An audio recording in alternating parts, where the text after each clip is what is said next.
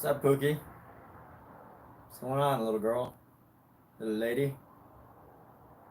My cat's blinking at me. My cat's sitting on a table just blinking at me. And she keeps meowing. I think she wants attention now. But here's the funny thing. Now it's her nap time, and I gave her plenty of it. I wanted to give her plenty of attention earlier. But she wanted to go run around the apartment. And then now that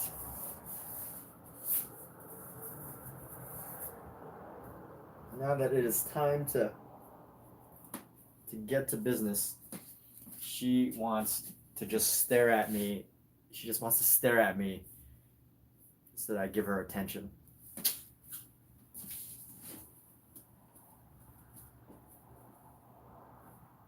I shouldn't have done that, by the way. I shouldn't have itched my eyes just now with my gloves on.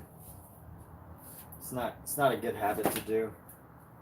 I don't usually do that. It's not a normal thing. But why did I choose Joe just now? I don't know. But that is how you get bad things into your eyes. All right, so we're gonna get back into painting here. We're gonna get straight into it, but I wanted to title this live stream. Well, depending on where you're watching from, I want to title this live stream, I regret painting, said no one ever. No one has ever, in the history of mankind, as far as I know, ever said, hey, I regret learning to paint. Nobody. It's just not a thing. It's not an activity that you pick up and you're like, one day you're just like, I regret that. I regret picking up a paintbrush. I regret making a piece of art. I regret creating something out of my own mind. I regret, no one ever says that. No one ever says regrets starting painting.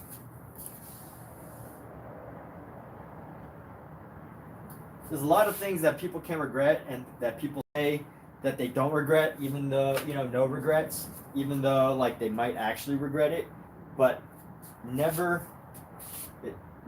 it's never painting. It never happens to people that paint. You've never heard it. I mean, it's possible that there is somebody who regrets painting, but you probably can't name it in person. So we're gonna come in here, we're gonna get a nice deep shadow. We're just gonna build up our shadow around her neck here, under her neck.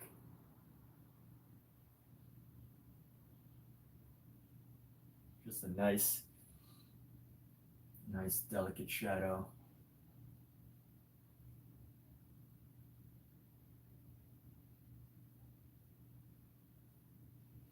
That's just going to come around, nice and deep around the neck. And then right from here, we're going to bring some shadow down as well.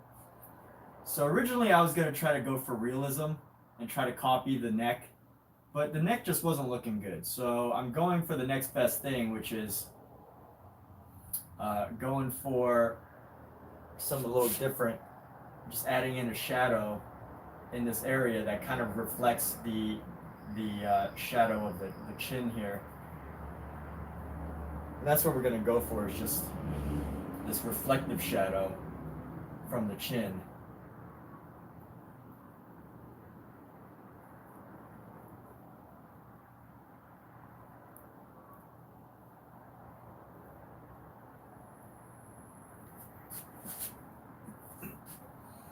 And that's really what we're going to go for, this reflected shadow from the chin here.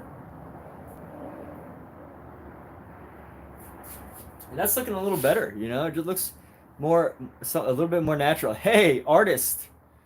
What's up? Artist has jumped in. Artist says, hi, I am Indian. Wonderful. Thank you for letting me know.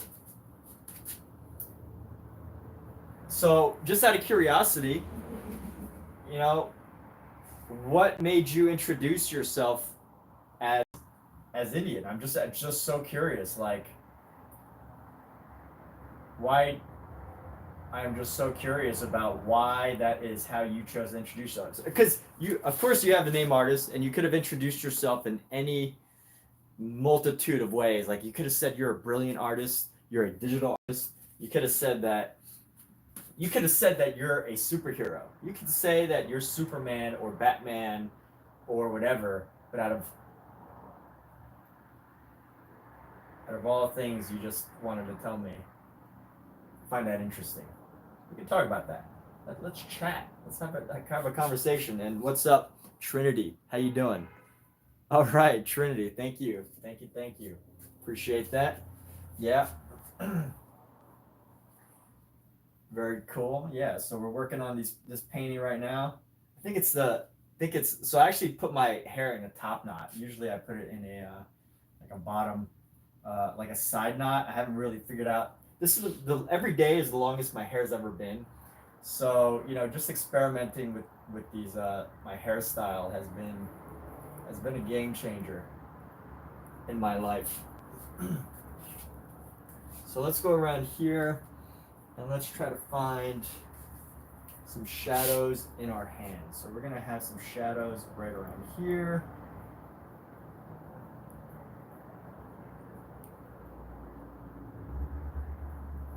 And then we're gonna have some shadows on the top right here.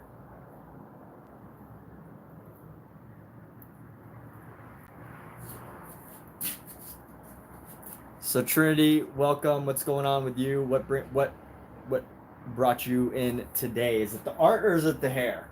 Is it the art or the hair? It could be both. It could be the hair or the art. So anyway, obviously you are an art enthusiast, or you enjoy seeing artists on YouTube. Surprisingly, when I try to look for artists on YouTube, it's actually kind of hard for me to find. Or at least it took a while.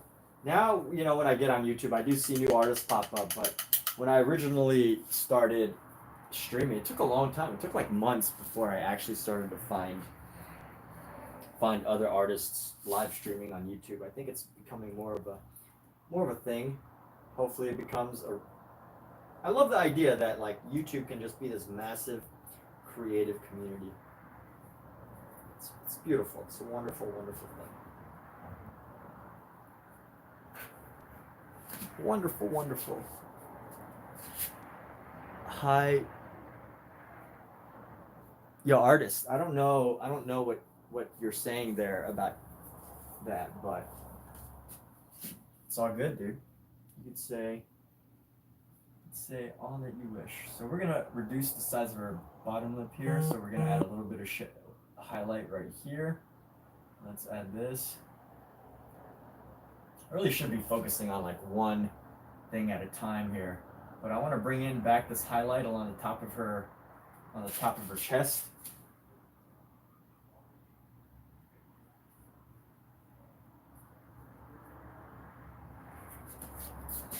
And we're gonna bring this highlight back in along the top of her chest. Keep it nice and highlighted, nice and light. Create difference. Contrast in these values, especially closer to the neck here. Get a nice bright value. And when I say value, I mean so value is a definition of like the color, the brightness range, for lack of a better term. I don't know who here has painted before, but value is like a range. Let me pull out my handy dandy little. This is like an entire course on color in one little pocket wheel. This pocket wheel is like painting or color 101.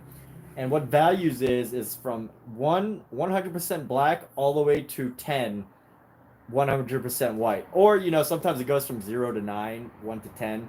But basically it's how much black or how much white, and then every gray in between. And obviously, you could take the different ranges of color and just try to match it up with the value. But my name's Emmett, so you can call me Emmett. I go by Emmett, E-M-M-E-T-T.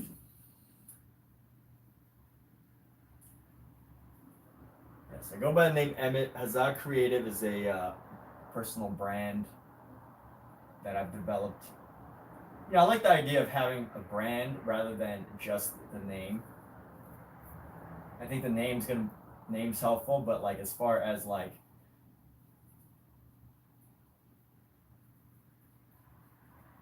offering out artwork and stuff, I find it so helpful to have. I just like having the brand. I like having the brand. Maybe one day I'll change it, but for now, I'm gonna stick with Huzzah Creative. It's catchy. It's catchy until your name speaks for itself, right? And right now, I guess I'm getting a little too into detail about long-term business thoughts about business, but yes, I use Huzzah Creative is a brand that I came up with for my creative business, my art business.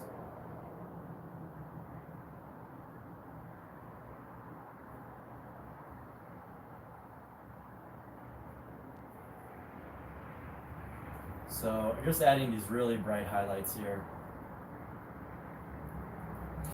All right, and then let's go. Let's see where I can really punch things up. Her cheeks look okay. Her cheeks look okay, but they have like a, I don't know. These eyes have like a bit of a dead stare almost, and that's not how she looks in the actual image.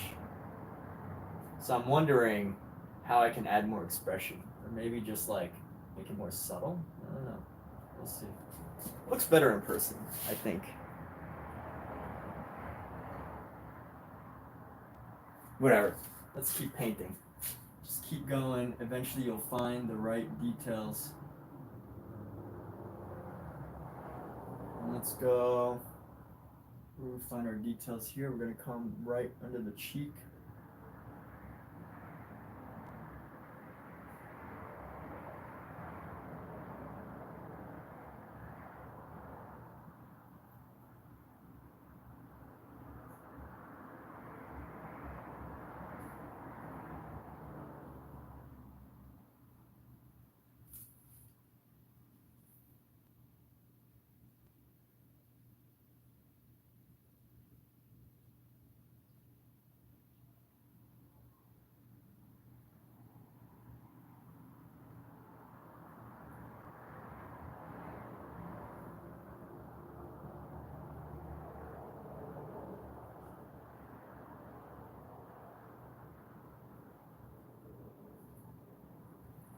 And then some extra highlights in here, right on top of the face here. And let's go.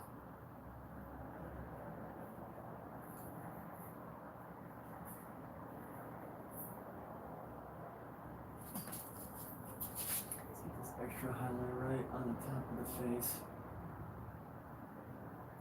Just building up here.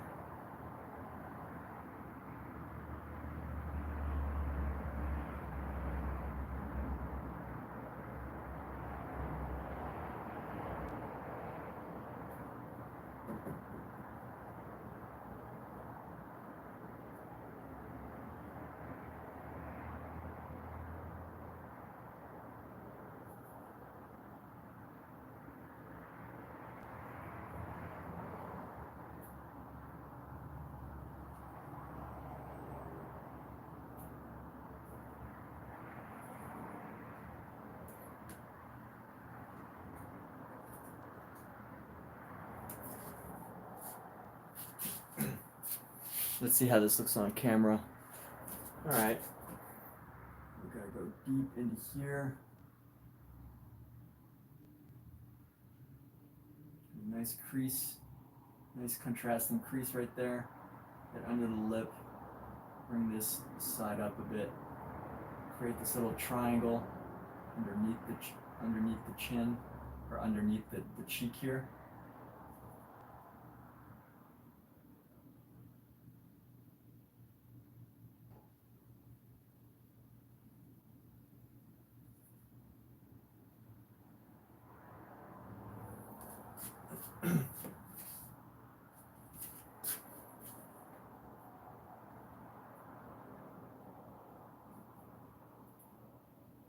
Let's bring this highlight into the face here. Eventually I'm going to go in with some more pink again.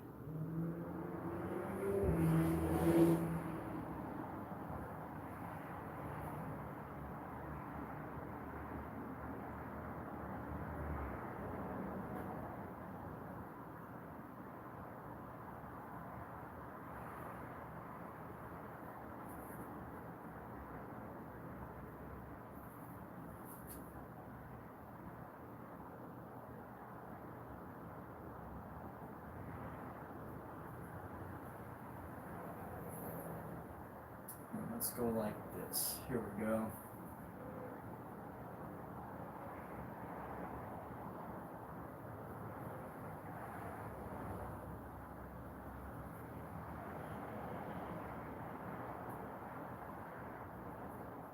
It's going nice into here, painting in here. I think we're probably going to do another layer at some point and just add in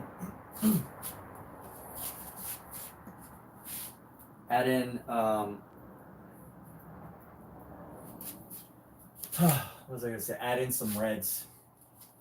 But let's see how we can soften some of the details around the hand here. I want to soften the hands. Soften as in like just make them look a little bit more soft.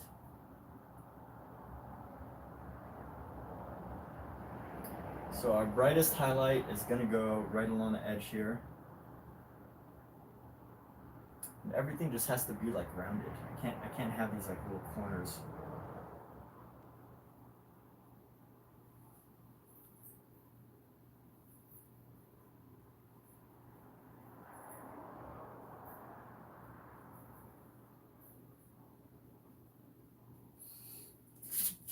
And then let's go highlight into the knuckle right here.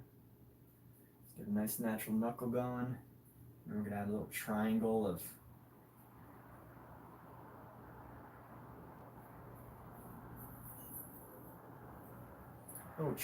something. Triangle of a knuckle. And just slowly adding these highlights. I might not, I might just have to stick with my natural urge to keep this, not try to spend too much time trying to make it look perfectly curved. And we'll see. I gotta feel this out to see if I end up having that inclination of really giving it that soft roundness in the hands.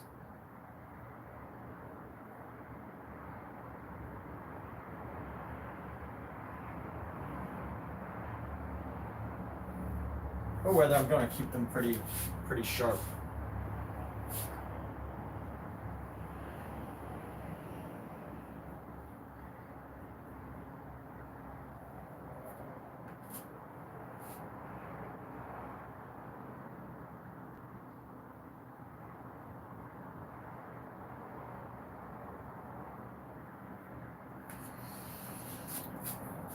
All right, what's up, Ashy? Thank you.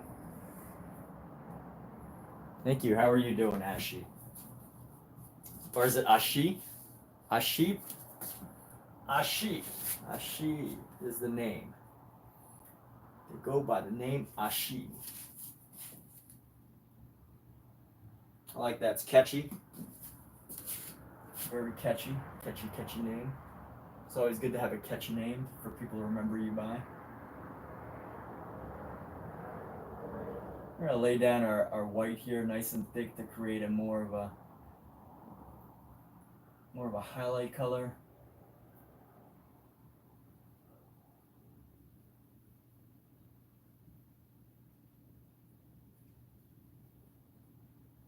So if you haven't noticed, this color is, I'm actually referencing the Mona Lisa, and I know that the Mona Lisa, I haven't actually seen it in person, but we all know that the Mona Lisa has like has a like yellow glow to it because, it's over 600 years old, and it is since, the oil paint has faded, and therefore it has like this yellow this yellow glow to it, an off yellow, and I wanted to play with that color concept, even though it's not necessarily, you know, it's not how it was made.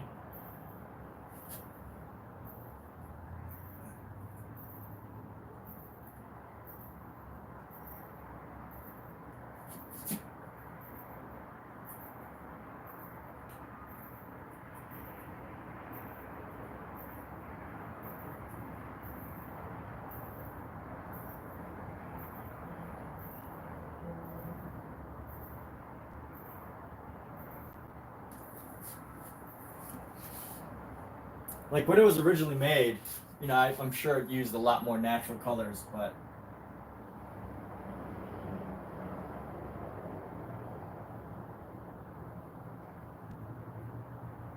and right now I'm trying to capture her cheekbone on that side.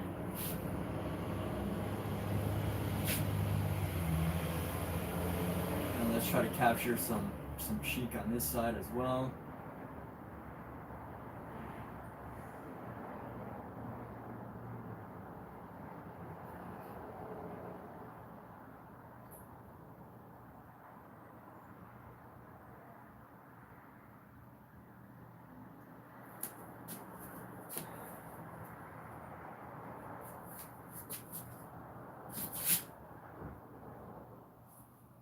And eventually we'll add some deeper color into this section, but until then, we're gonna go right into here. Let's go.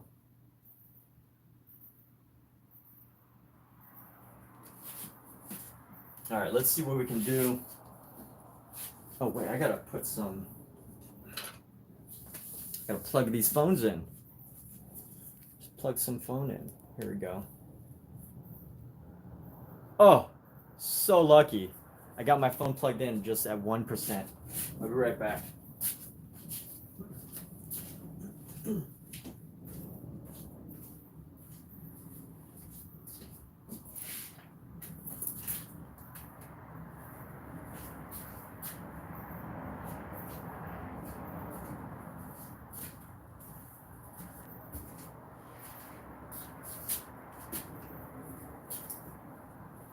So it's gonna get to 85 degrees today. Got my windows open. It's fairly it's okay right now, but in a couple of hours, you might not be as lucky. Probably be sweating up a storm. So we got Wi-Fi there. We got Wi-Fi there. All right, connected. There we go. So let's see, right into here. I'm gonna come across.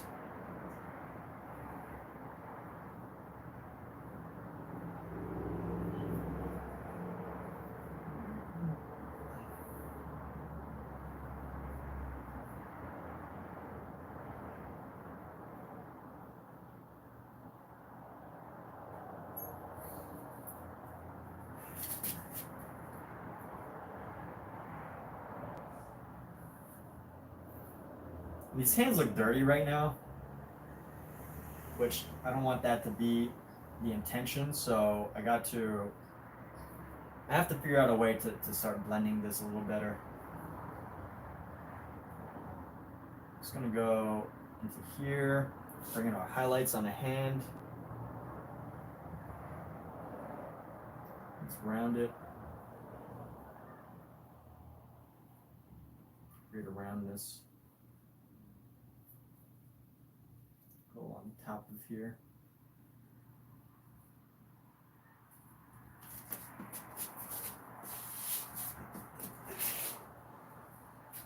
You know, I can actually bring this camera a little closer.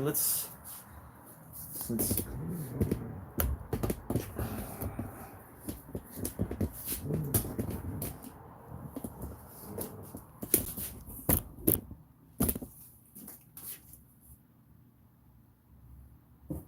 I can actually bring this camera closer so everybody can see what's going on. We're gonna let her hands be big. Why not? Why not let her have big hands? It's all good.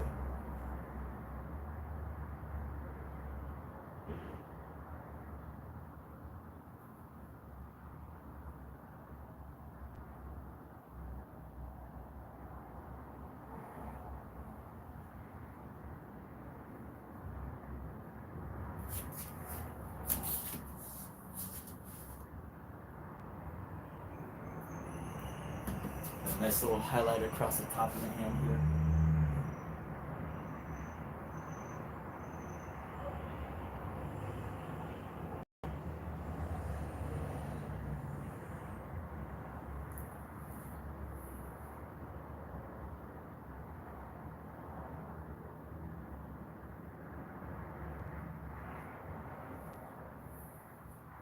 And another layer right down at the bottom.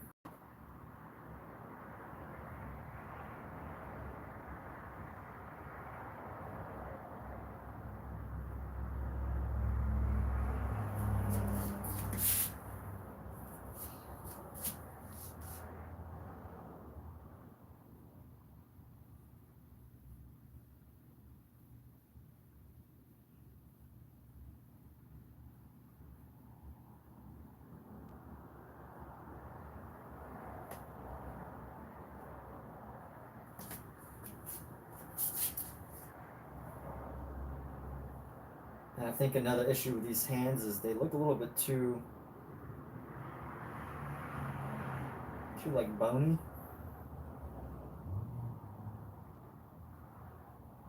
Maybe we'll stick with that. Maybe that'll be a thing, style.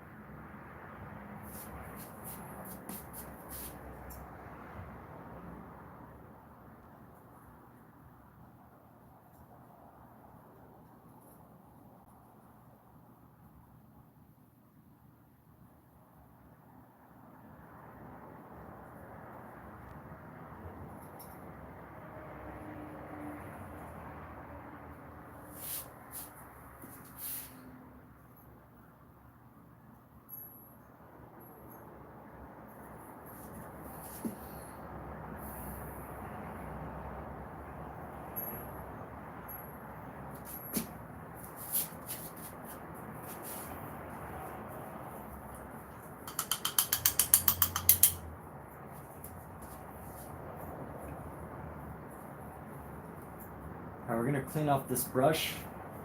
We're gonna try to find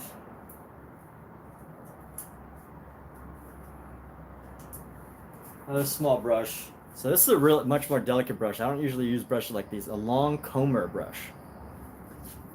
And I think a comber brush is really just used to like do like super subtle stuff. So that's what I'm gonna go for. Just aim for something. Oh wait, you know what? Subtlety isn't my forte. But I need to do something about the lip here. I'm gonna add a nice little dark shadow underneath the lip.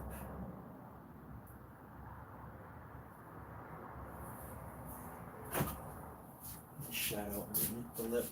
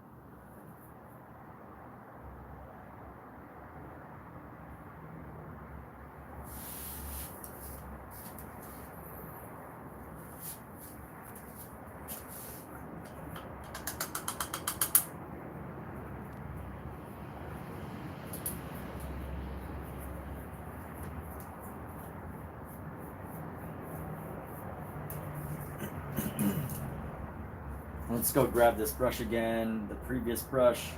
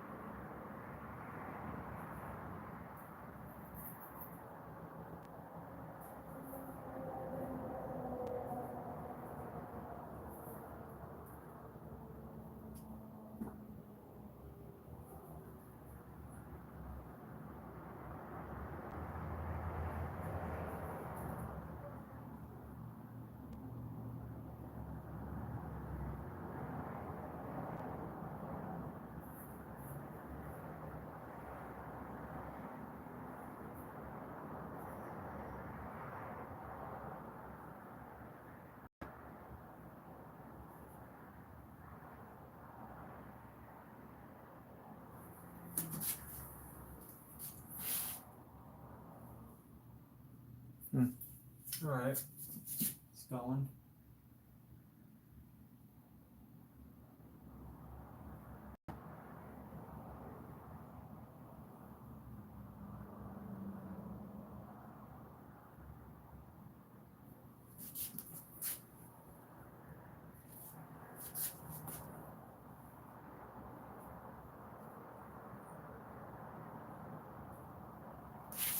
Let's go back in the hands now.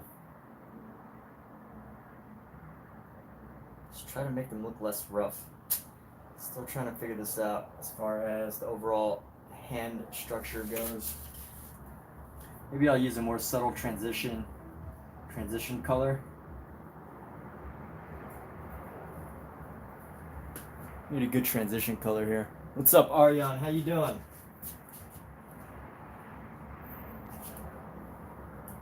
Go. We need a subtle transition color, so something like this would be.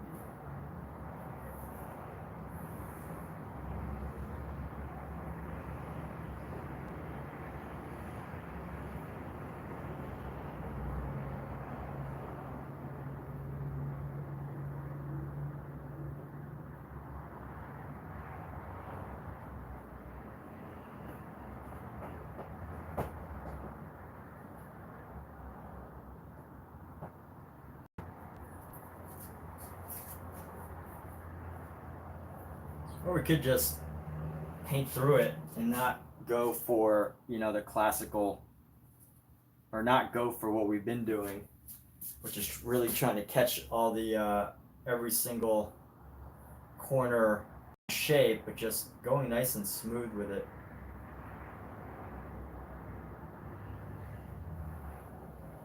Smoothing it all out, flattening it.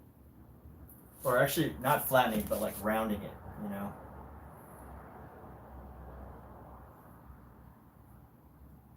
like smoothing out the shapes so that they're not overpowering here. And just finding the exact shapes that really matter. And we'll see if that works.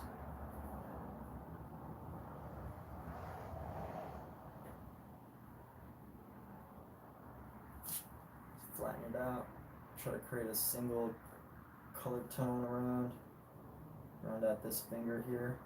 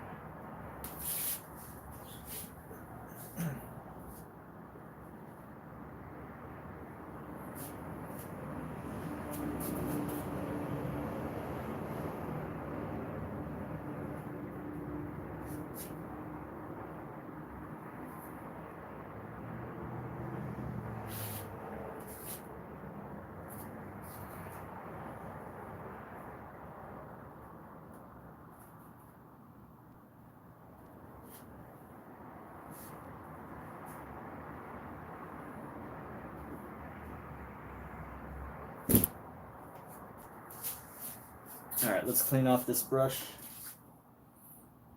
So for this, so what I do between every single like color change, depending on what I'm painting, you know, I may or may not change up my colors every single time. But I use mineral spirits. So this is just a container of mineral spirits, aka not very dangerous, but a chemical. It's a liquid chemical that is used to thin your paint. Now they used to use turpentine, which is way worse because it has an odor, and I think turpentine is much more flammable. But mineral spirits, I believe mineral spirits can still be flammable, but it's not absolutely necessary, but it is really helpful to use turpentine or mineral spirits, and a thinning agent to thin out your paint. And it is a clear liquid, so you want to make sure that you're not mixing it with water, mixing it up with your water, of course, right? You don't want to accidentally drink it. Which, you know, come to think of it, now it makes me like wonder about like classical artists, like the Vincent van Goghs.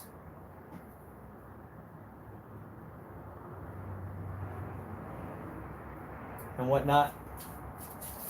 Because it makes me wonder if like maybe they would drink. Traditionally artists would drink or get drunk, and it makes me wonder if they accidentally like one day drank.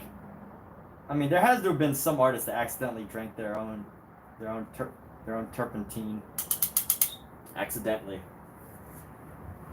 You know, because traditionally artists would drink or paint in the dark. And then of course accidents happen. So this needs to go back further, and then this needs to come up more.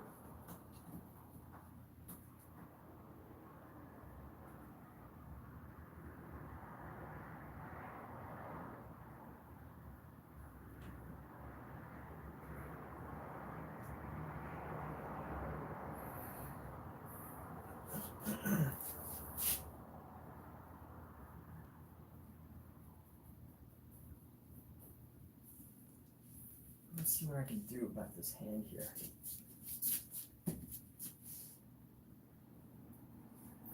What an ever-going mission to modifying this hand.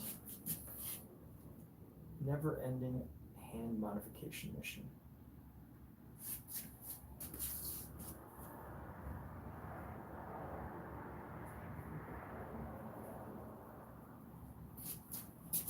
Maybe if we bring this knuckle down.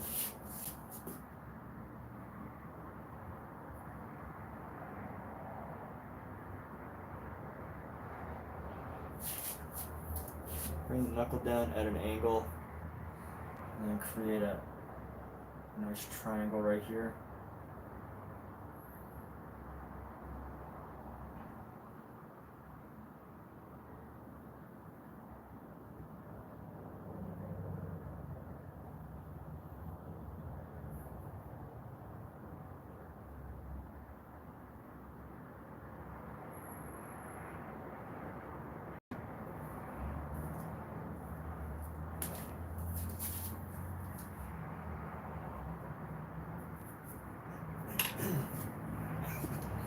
You know what? We're gonna drop this act here. So I'm putting on an act. My act is that I thought that I'd actually be able to. My goal was to like copy these trees, and you know, do everything. Kind of just go around and just copy everything around the image. But I don't think I'm putting on an act that I'd be fully able to do that. But I feel like it would be painstaking if I did. I feel like I possibly could, but it would just be absolutely like excruciatingly, painstakingly. It would be like painstaking. I would be racking my brain over every little every little detail. Let's see what we can do if we just go for a little bit. Let's just see what we can do up here, actually. We're gonna go a little bit of cloud cover. Just normal. See, even this, like, even this.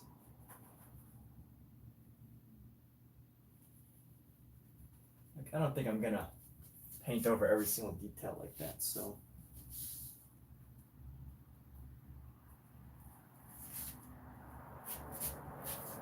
This will be a gray.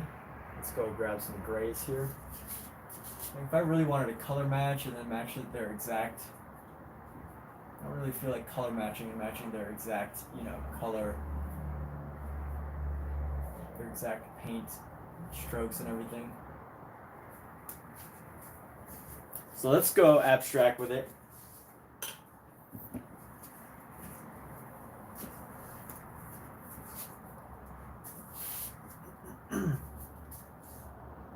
Let's go a little bit abstract. We're going to take this brush. We're just going to carve around here.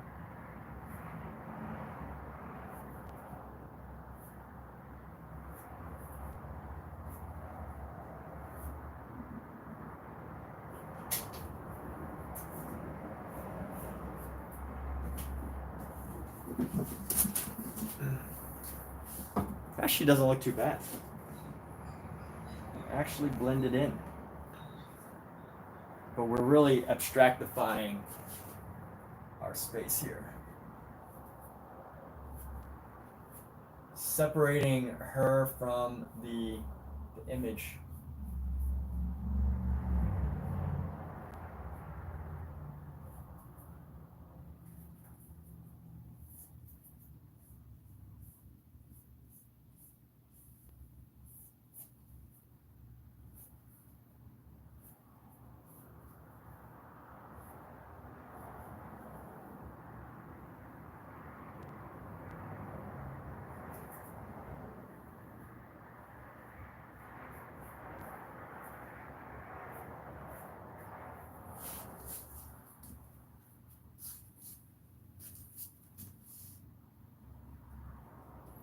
Let's grab some blues here.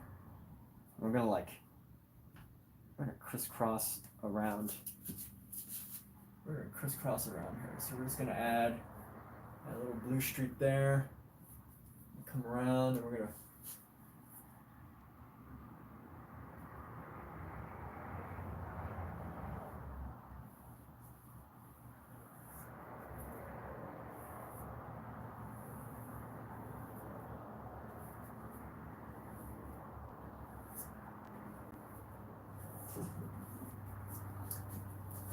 turn the traditional brush effects.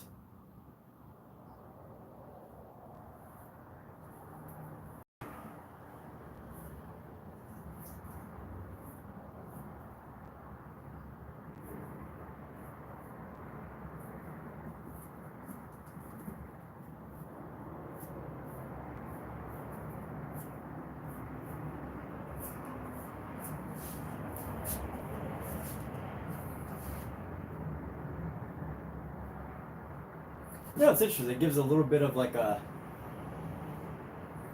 gives a bit of a glow.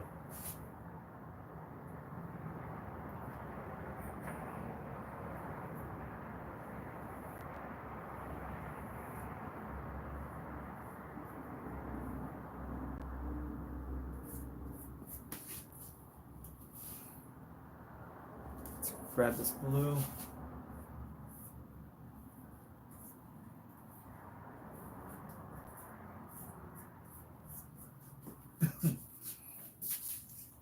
Let's grab some more of this white blue. Let's go right into here.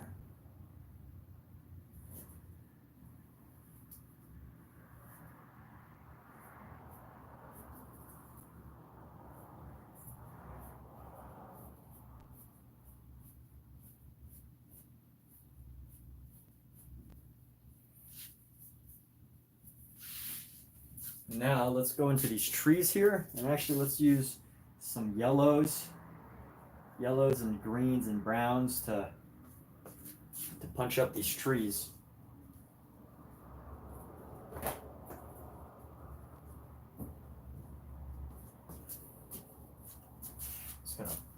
these up. So we're going to go around here. Let's carve this around.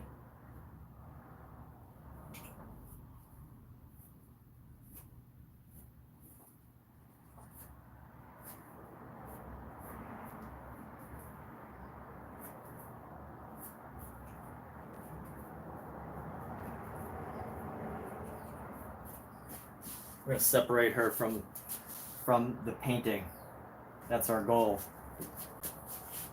It's to create a sense of separation, not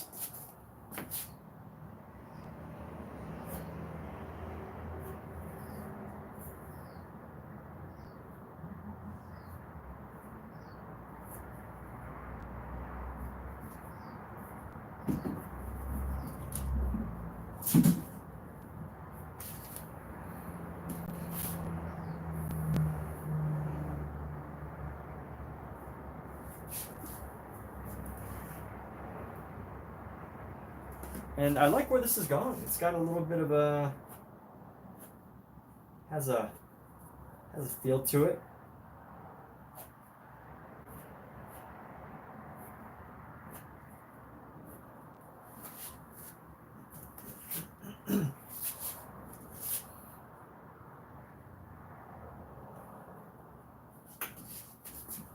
So on this side, we're going to come down into here.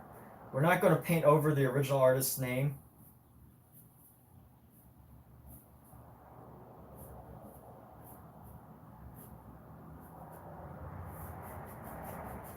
We're going to leave their name there. But I will at some point include my own signature.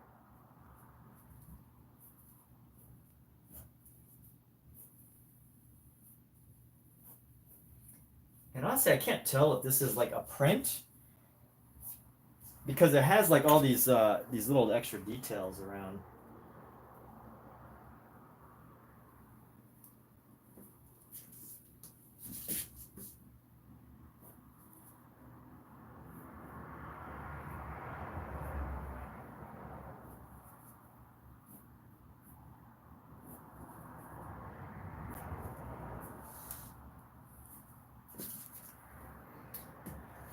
Adjust eye size. Boo blahs. Ah, yeah, the eyes. I was looking at that earlier.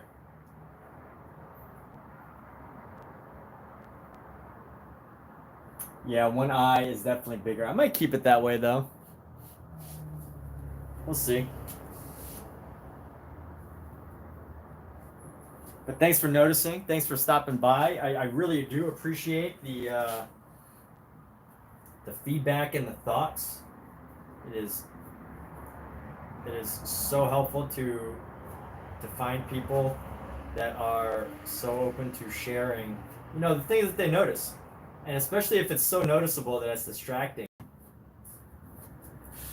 And it's good to have people drop by just to point it out, because then you know it's probably an issue, you know.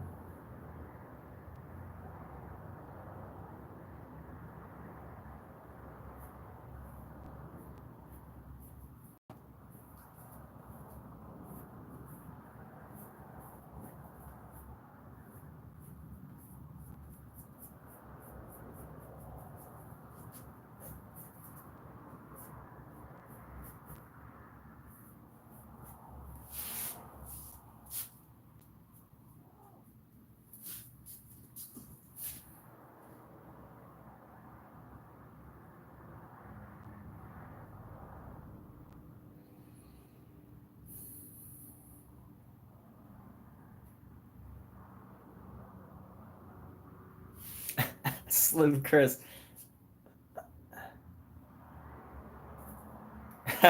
Slim Chris. Yes. Isn't it surprising how Booblas noticed her eyes and Slim Chris notices her breasts, her chest? I think they're in line. They're up at an angle. Well, you know what? You know what? I will actually, now that you mention it, you're right, because this breast needs to fall just under her nose, and it's, you know, the fact that it's at an angle isn't really the best excuse. I have to create the shape using these tassels here. Yeah, you're right. There's a little bit she's got a bit too large of shoulder length, a little extra shoulder here. Some of the proportions are off, but you know what? Who's gonna be looking at her chest the whole time, right?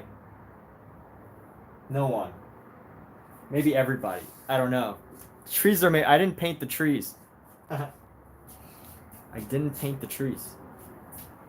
These are, so this is a painting that was gifted to me. So her and her husband are collector friends, so they've collected my artwork.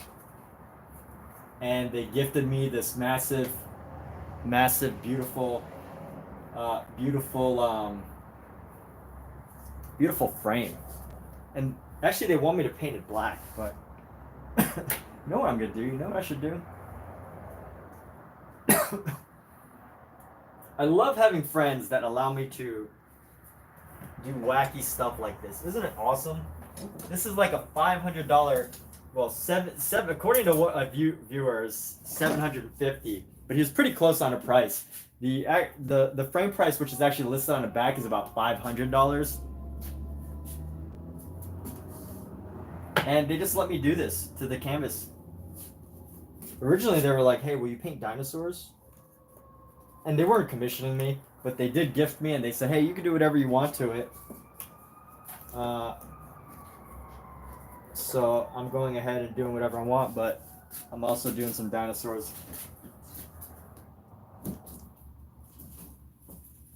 So it's not a commission, but why am I targeting the background to look good and not the center of attention?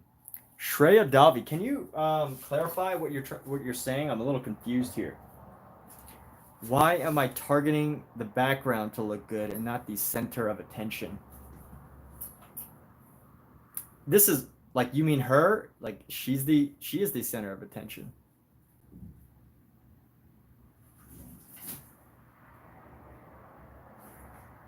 So what I need to do is I need to modify this to make this come out a bit more. These tassels have to reflect the shape. I have to use the tassel to reflect the shape. And let's take some black. Let's actually paint into. Let's get a little crazy here. And paint on the frame.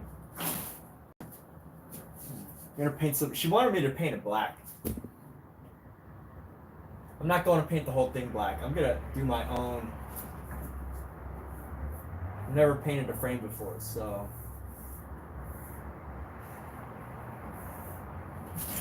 Actually, I don't even think this paint will work on a frame the way I think it will, because the frame is not prepared for paint. But let's just experiment. I'm gonna stain this frame. Why not? Let's stain the frame.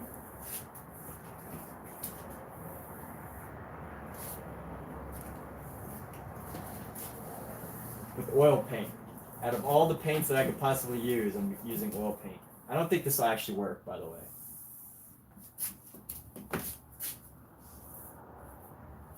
Because oil paint requires a certain surface, and this is, I don't think it'll ever dry. We'll see. I don't want to paint too much because I have to actually carry this and keep it in my car at some point.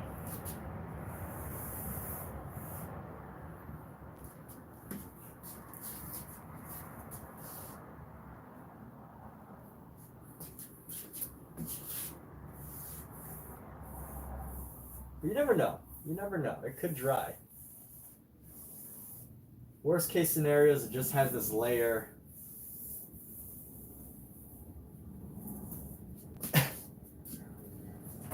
I'm gonna keep it. I'm not gonna get too detailed with this. I'm not gonna go into every single crevice. I kind of like the idea that a little bit of the original shines through.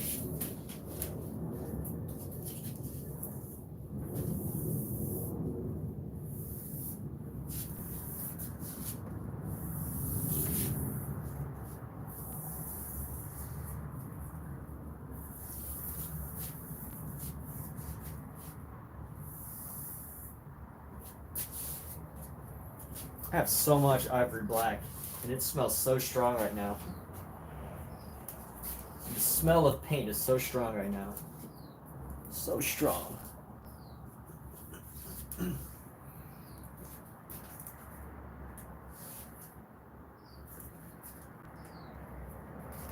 So this is an experiment because, I mean, it might be better. So I think spray paint would probably work better on this.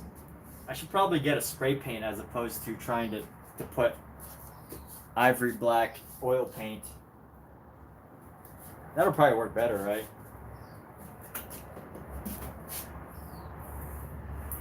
We'll see. I'm just gonna spread it, and then we'll see what happens in a couple days. This actually dries, if it even takes. Because I know I've never actually, tried oil paint on a surface like this. And there's always wisdom. There's wisdom, or there's knowledge. Knowledge is hearing that you have to prime, you have to do all these things, you have to, you have to use a surface that takes oil paint. That's knowledge, but I like the idea of experience, right? Wisdom. Like, I want to see what actually happens, not just what I read from some guy on the internet. Unless he specifically says, "Oh, if you try to paint on a frame made of this material, the paint will never dry and it'll just peel." I'm gonna have the knowledge of what actually happens when you try to paint on a surface like this. I think that's important. Knowledge, wisdom.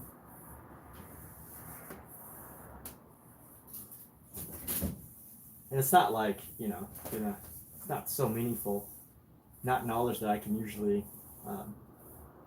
anyone can really benefit from, but let's go. Why not, right? Why not?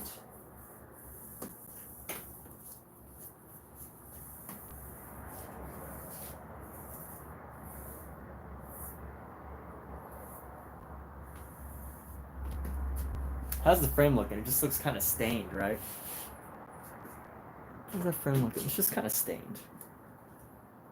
I have so much black paint that I feel like I'm never going to use. So that's why I don't mind doing this. What can you use to clean your paintbrush? I use socks. I have a sock here. This is a sock for cleaning my paintbrush.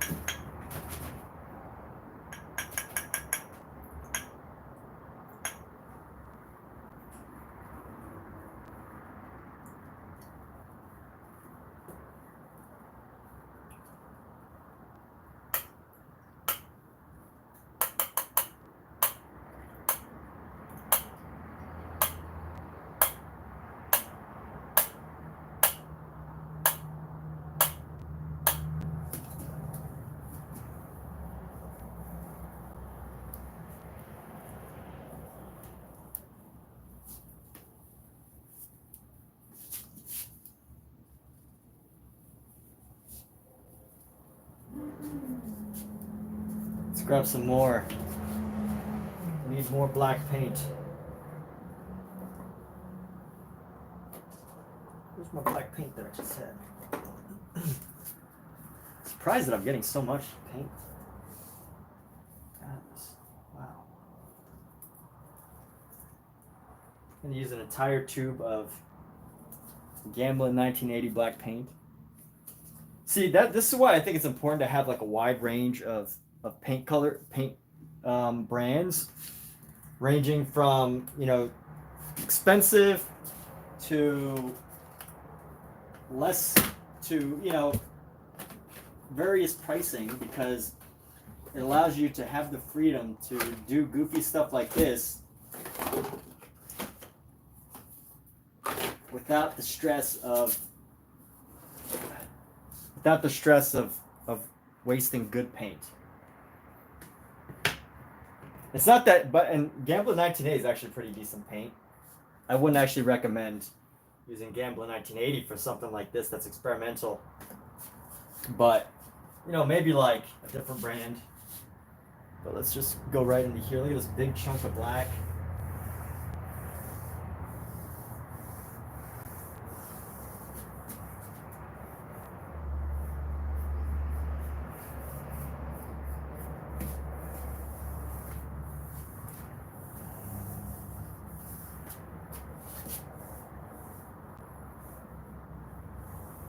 This really should be spray painted.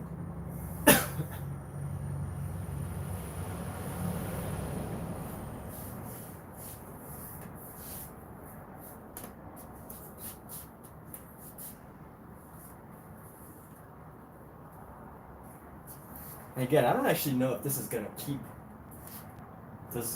Any of this is gonna take. Like if the paint will stay on the surface. It has to, right? It has to. It must. How can it not? It gets on and stains every other surface imaginable in this house. There's no way that it just won't stay on this surface.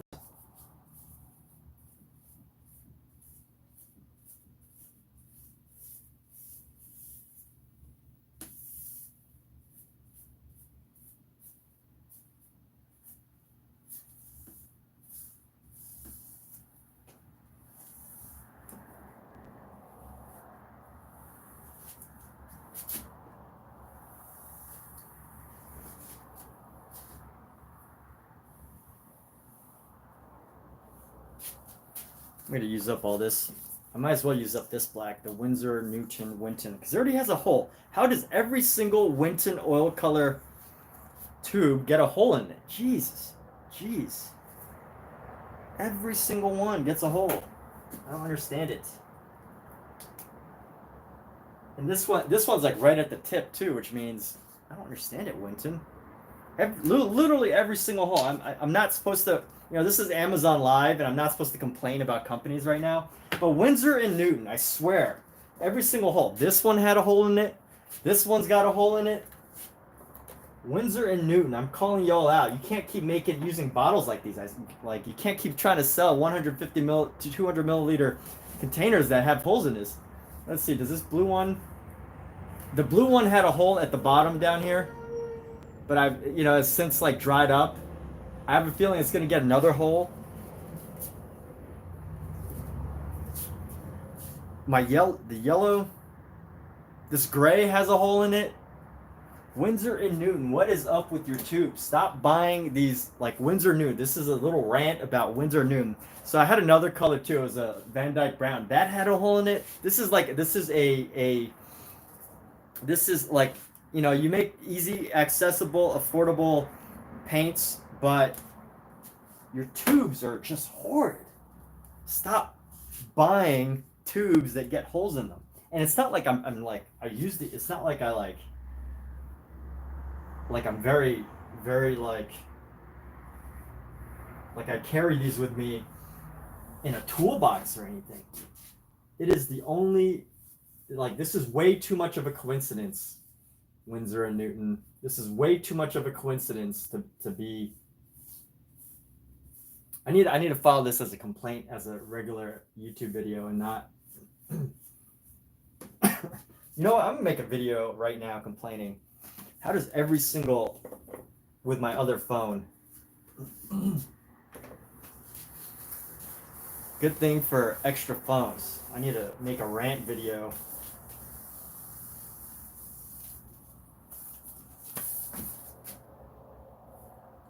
Gotta clean off my hands here before I flip my phone.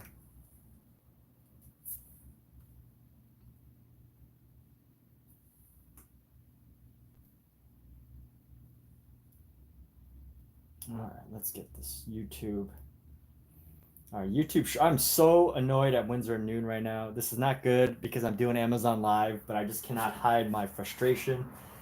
Like with every single one of these tubes getting a hole in them. Like I have look, Dale Arowney doesn't have a hole in it, even though it might be all scrunched up. Utrecht. I don't know if Utrecht had a hole. I don't think they did, but maybe. Gamblin doesn't have a hole in it. My Gamblin 1980 didn't have a hole in it. Only the Winsor and Newton brands get holes in them. How does it happen to almost every single one? All right, my red doesn't have a hole in it yet. Yo, seriously, Winsor and Newton. Let's do this. So I'm actually gonna make a quick short complaining about Winsor and Newton right now.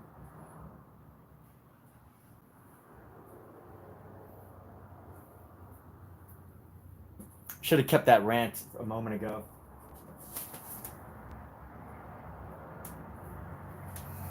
All right, so I just have to complain right now as I'm popping open an oil paint tube. I just gotta complain. Why does Winsor and Newton, every single almost 50%, 60% of the tubes that I get have holes in them?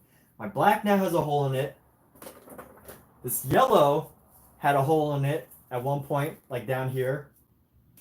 You can tell because the oil paint is like all coming out like from those holes. This, let's see, where's another color?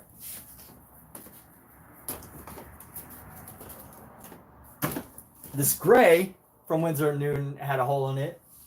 My yellow had a hole in it. I feel like this blue had a hole in it down here at one point from Winsor and Newton. So I get a lot of their paints because they're easy and accessible, but somehow they always, and then I had another tube of brown that had a hole in it as well. But seriously, like Winsor and Newton, I'm just annoyed at Winsor and Newton tubes because they Winton color, because they, for whatever reason, always get holes in it. They can't keep selling these 200 milliliter tubes. Like, look at these other tubes, all right? So I have this tube.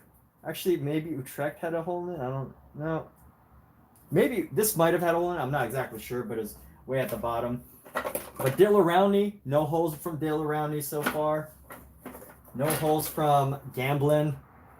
No holes from Gamblin. No holes from Gamblin 1980 either.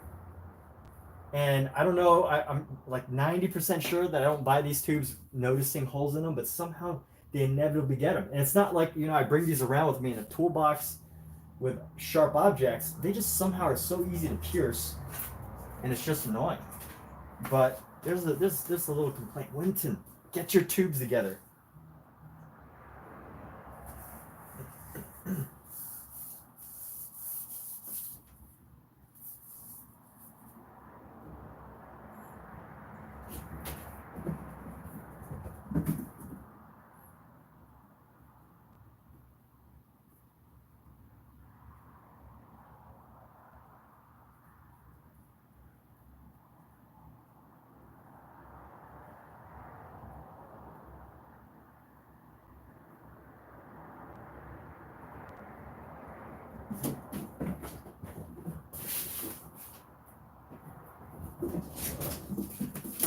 All right, that's enough ranting from me for 15 minutes. I should just send them an email, but really, it is absurd to have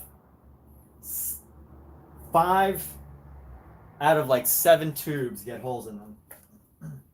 Especially since I pretty much just leave them in a box of other tubes. There's no reason for this many holes. No reason. Unacceptable. Unacceptable.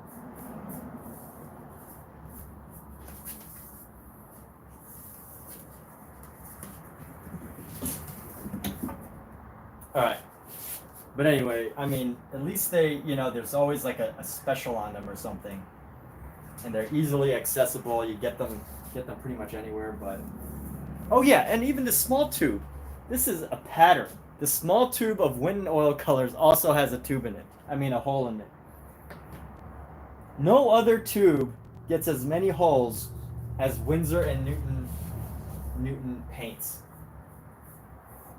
No other paint. And you know what? The paint is okay. The paints are okay. It's great for, like, you know, applications where you just need a lot of paint to spread, and you need to like waste paint.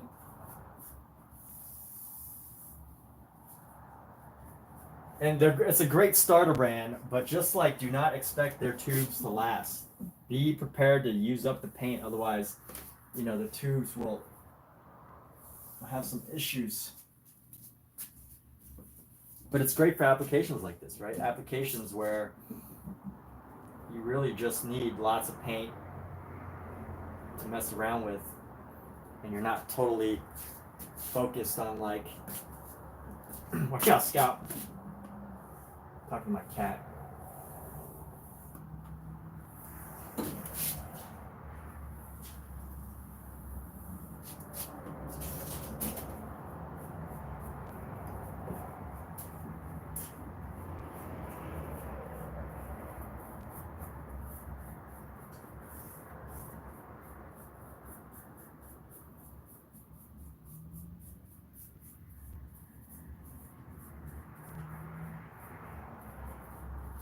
Isn't that funny? Just a rant within a live stream, a rant making a video within a live stream. That's hilarious, right?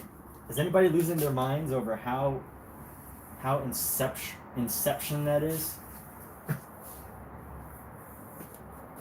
This is straight up inception, people. Inception. Straight up. All right. So I'm gonna, this is, Windsor and Newton, it's a perfect paint for applications like this, or just like, using paint that's going to, just using paint that's really going to, that you just don't mind using up a lot of it. Cover large areas of space, things like that, with a single color, single flat color. But definitely, they're tubes, man. Oh, if it was like one or two, and there's like no excuse for these small tubes to get holes. I don't understand how these small tubes get holes. Like, I could pick any other random tube, and none of them has a hole in it except for Windsor and Newton. And maybe this Utrecht. I can't tell if this Utrecht got a hole in it. Again, it looks like there might have been, but I also think I bought this as an imperfect tube, which means the tube was sold to me being imperfect, as in it knowingly had issues. But what's up, Omizu? Are my paints falling apart? Only my Windsor and Newton paint tubes have fallen apart. Nothing else. Everything else in my life is together.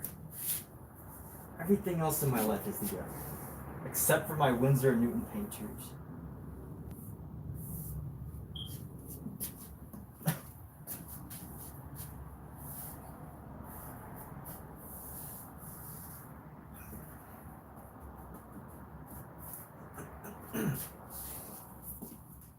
But on the flip side, I think this is just motivation that I have to use up my black. But look how big this gash is. Look how big this gash is. That's a big gash. And it's not like I bring this again that I have like put this in like a screwdriver drawer or anything. It's just with a bunch of other tubes. Like, I just don't understand how this happens. But again, if this was a coincidence with any other tube, then I would be like, if this was any other tube, but this is just way too much of a coincidence to all be from the same brand. So this, whoever is leading the tube team at Windsor and Newton, please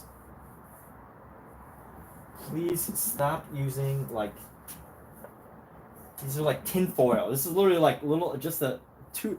I swear the tube, oh no, that's not even, they use like a tube that's like made of like 2 layers of tin foil really densely packed together. All right, there's my rant for the day.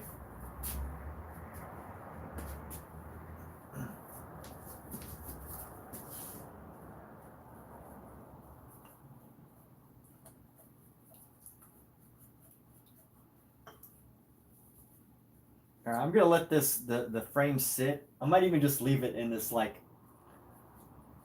this poorly stained black.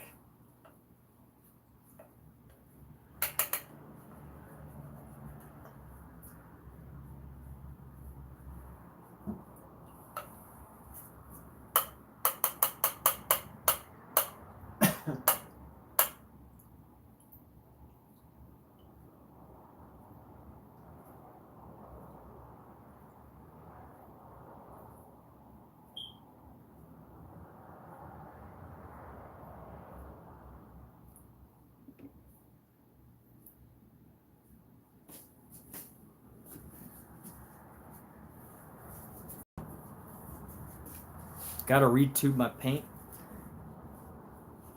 I shouldn't have to retube my paint, Omizu. I disagree. I shouldn't have to retube the tubes that I already paid for. Speaking of which, my agent contacted me, and I have to go respond to her request real quick. Be right back. I'm gonna wash my hands before I rinse my phone off.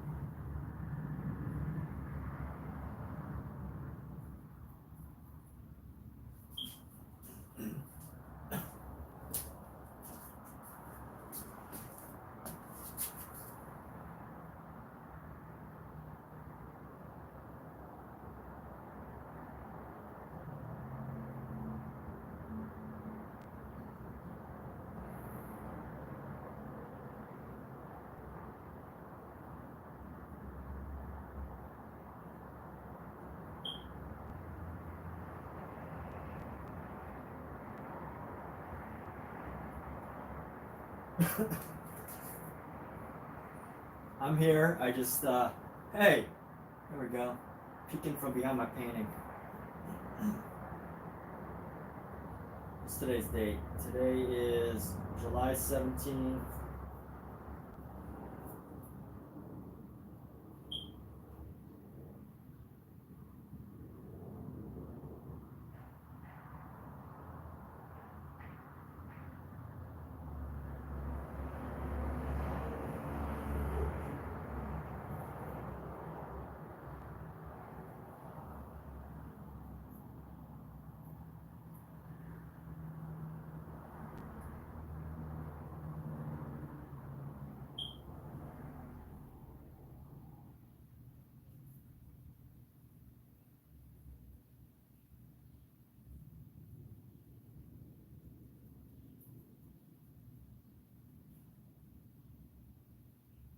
Let's see, what do they need me to do?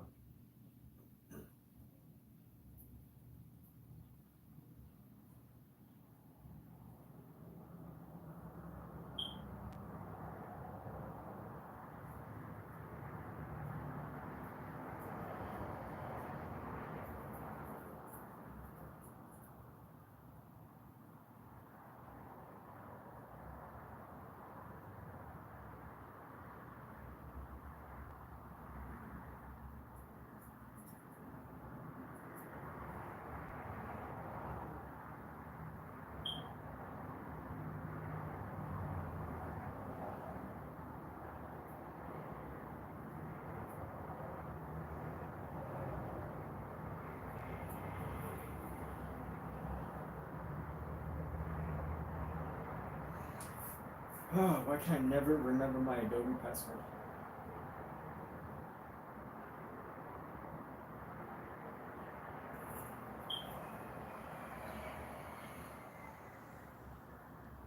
Alright, reset my password.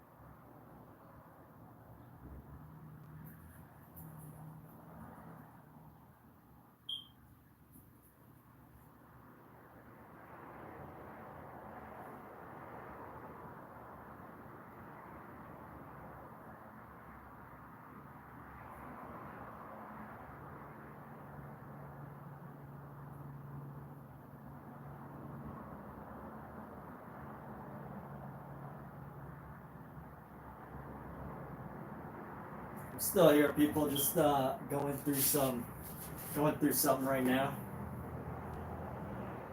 We're all good.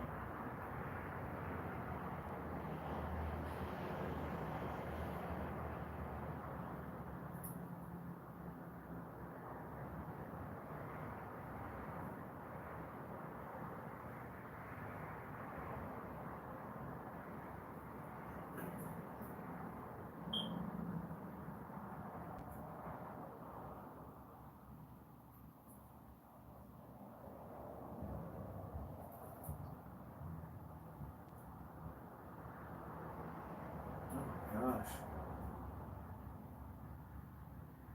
Yeah.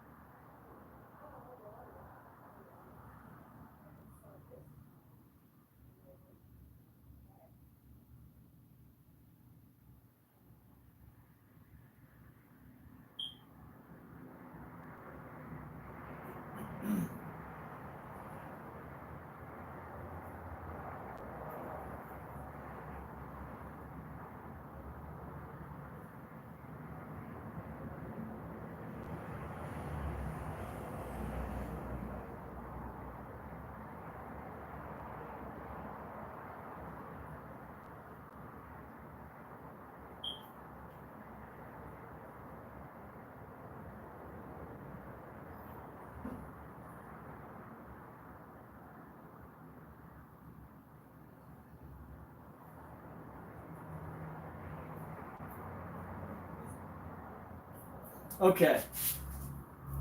Whew.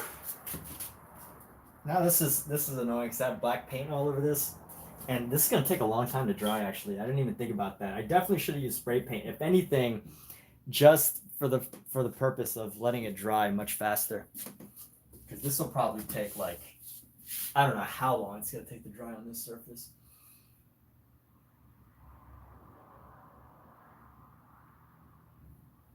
But anyway, it's part of the art. A little loose and rough.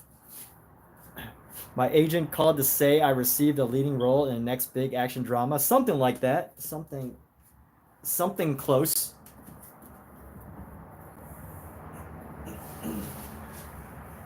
They did have good news for me, but I don't know exactly sure.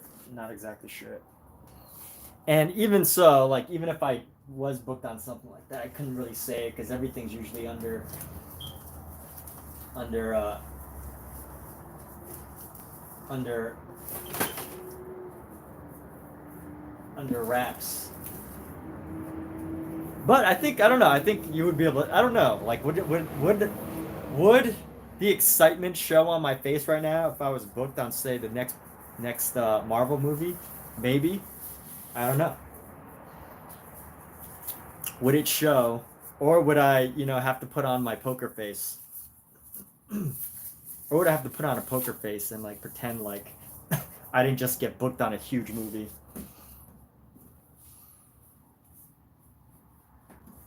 Supposedly, who are the three Spider-Mans? There's Timothy. No, not Timothy Chalamet.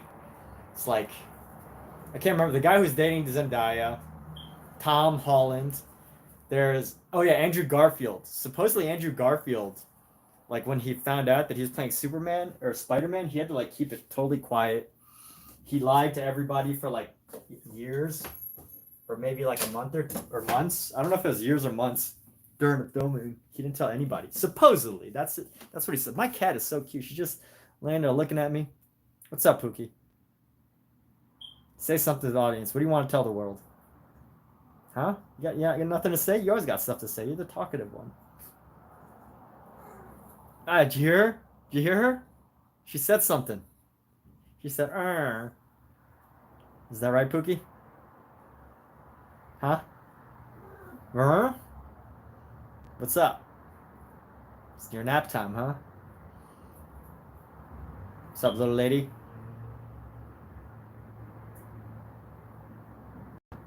An unofficial princess, right? You don't need no crown. You wouldn't even wear a crown if it was given to you, huh?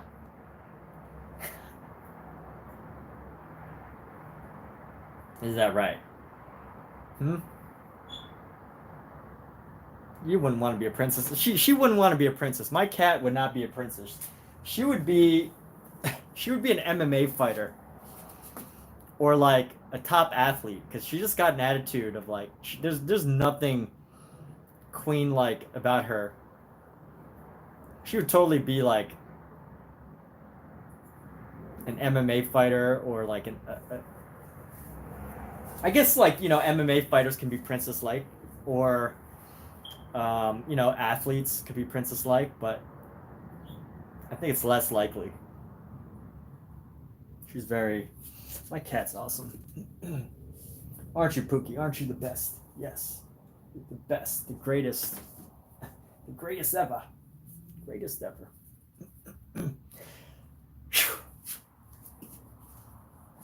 All right. Let's do. What more painting should we do? This dinosaur, is he dry yet? No, we're gonna go in the nose. Got some white on this. Let's go highlight around the front here.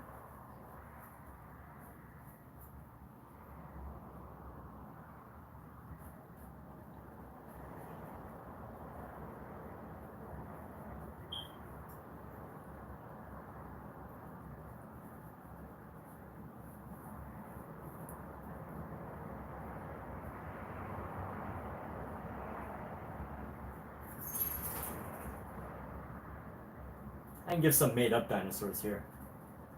Let's do some made-up dinosaurs. I'm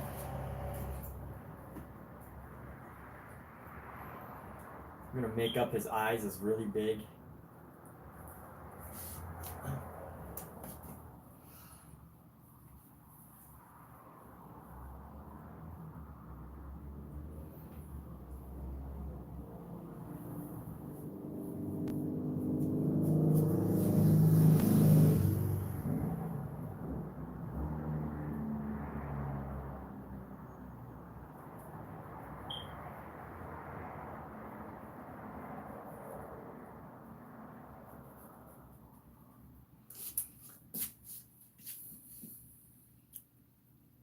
You know what? These hands actually kind of makes it look like the shadows, which is not bad.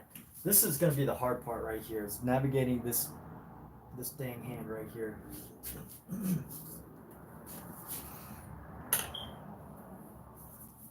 Now that I've finished my little rant, I can relax. But that's like the 10th. That was like the 10th tube of Winsor and Newton. The 6th tube of Winsor Newton that has had a hole in it. So I am no longer.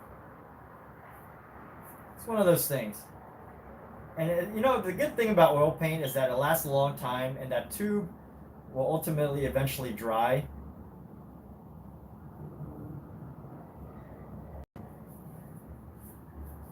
The oil paint on the outside will dry and create like a little plug, but that's not what I want to depend on.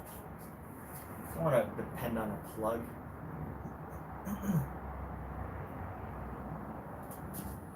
All right, clean off this brush. Where's my cleaning? Oh yeah, let's just use this sock. Painting is so no one ever said I regret painting. And another thing painting is great for is if you're the type of person that always gets holes in your socks, this is a great excuse to get rid of them. Because if you get holes in your socks, I mean, do you really want to keep wearing them? You just use them as a rag for oil painting.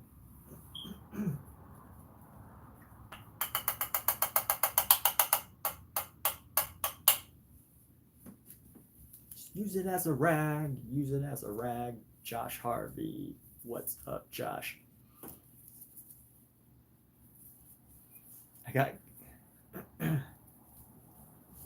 Yes, contacted for a lead role. Thank you, Josh. Really appreciate it.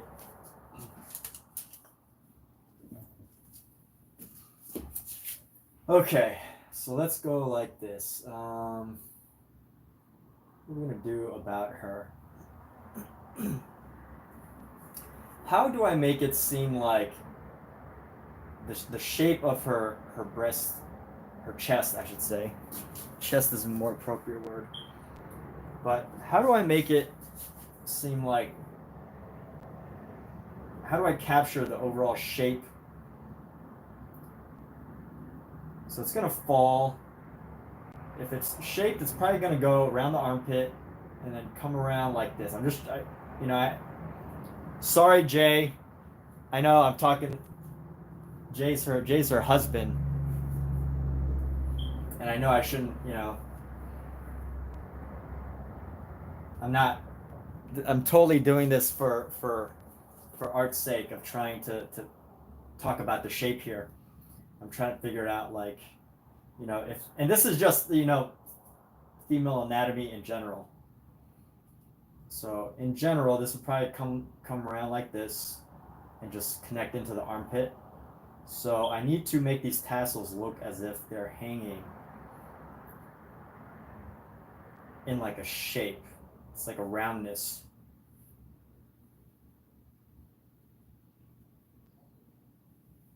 How can I give it this, like,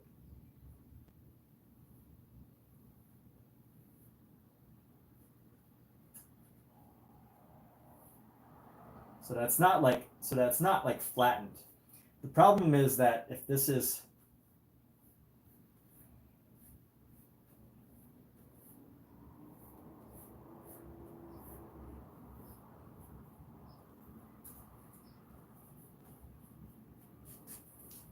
the problem comes if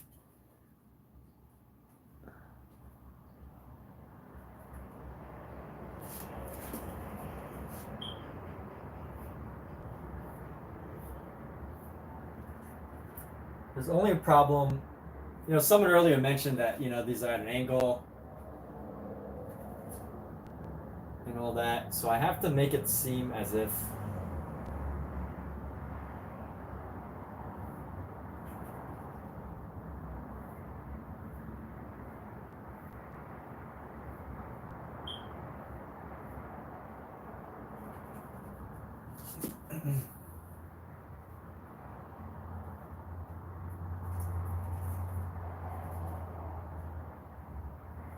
all right.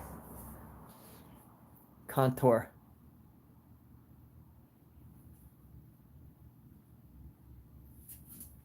I guess I could use some contour.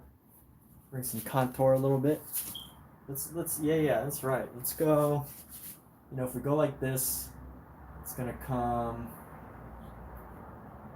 forward and then around. And this is gonna come forward and then around.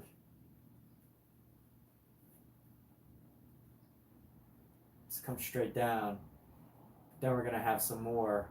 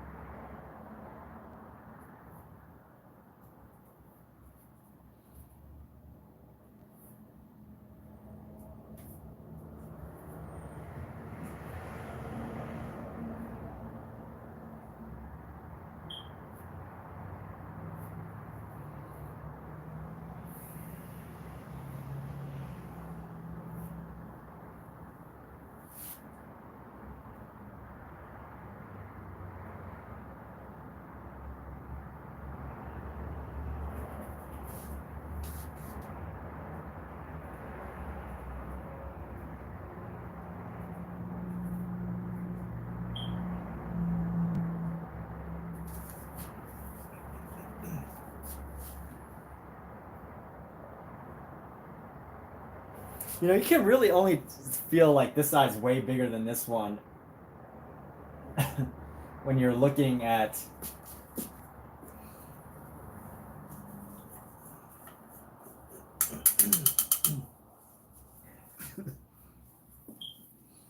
when you're looking at it from a distance.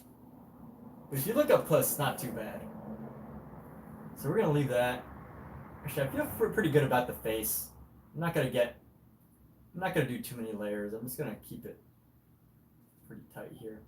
I think the biggest thing that we're gonna have to wait on is for the paint, the outside part of the paint, the frame to dry, and then I want to tighten up these hands quite a bit. Let's go bring this piece.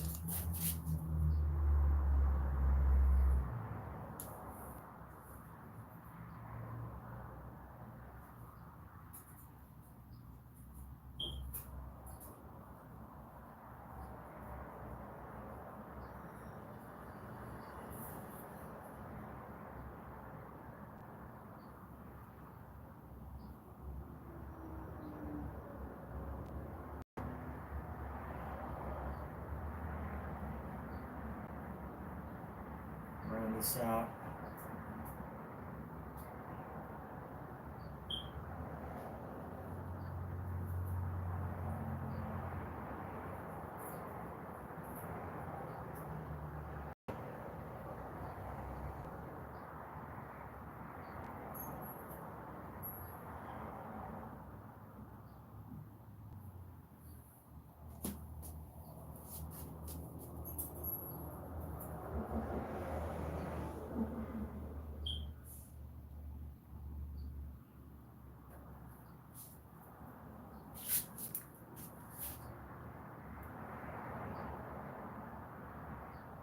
I think this angle needs to be cut up a little bit higher. Let's go. I think that's about as good. These hands. Picked a really challenging angle of a hand.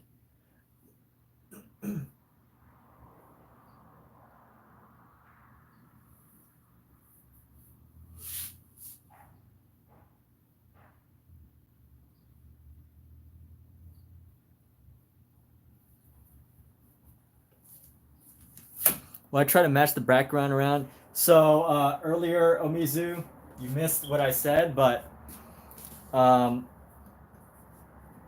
was saying how I'm a bit of a fraud in the sense of I had this whole like plan that I was like, you know what, I'm gonna match the exact background and try to match this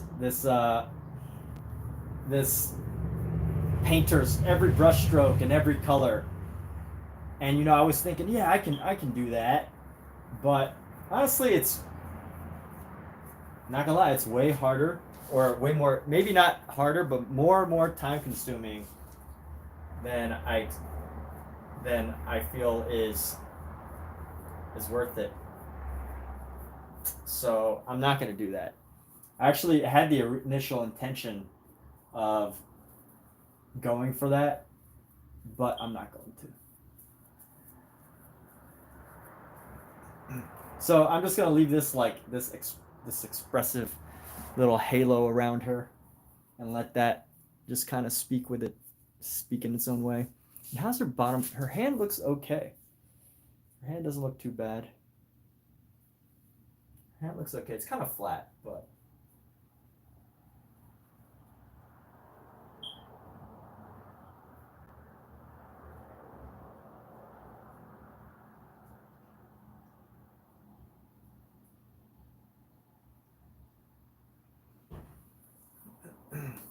The only thing that matters though is face-wise. It's the most important thing. Bring some of this down. I want to capture the face in a nice way. And then let's actually bring in some shadow. Grab our white. I'm going to bring in some shadow around her arm.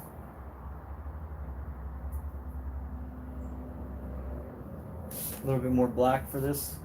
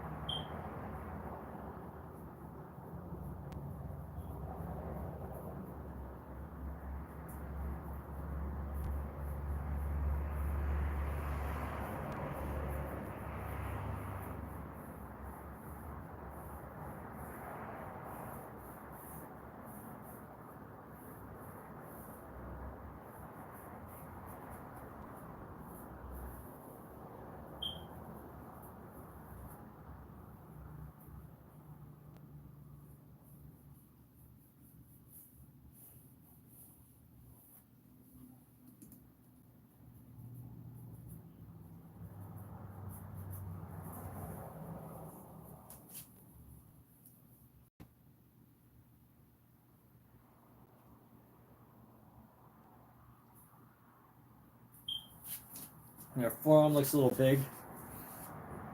So let's go ahead and carve away at some of this forearm here.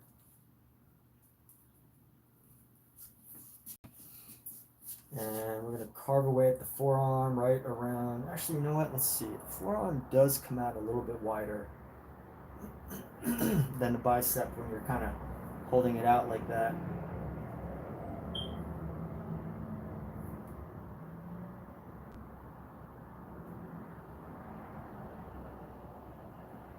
So we could actually leave that. That's all right.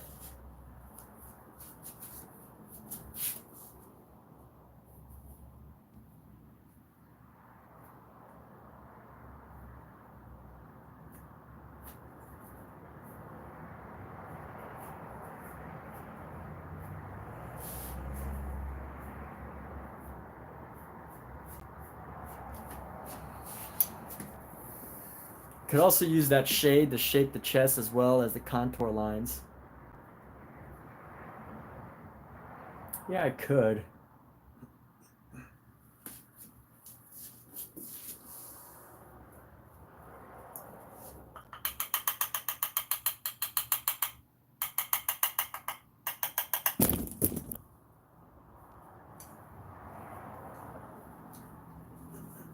Let me see. We'll take some of this gray and let's just try to find a shape of the chest here. So this comes around, just using our imagination. I don't actually know exactly how they would be. We're just trying to find shadow down here. We're gonna create a little, some deeper shadows just to have.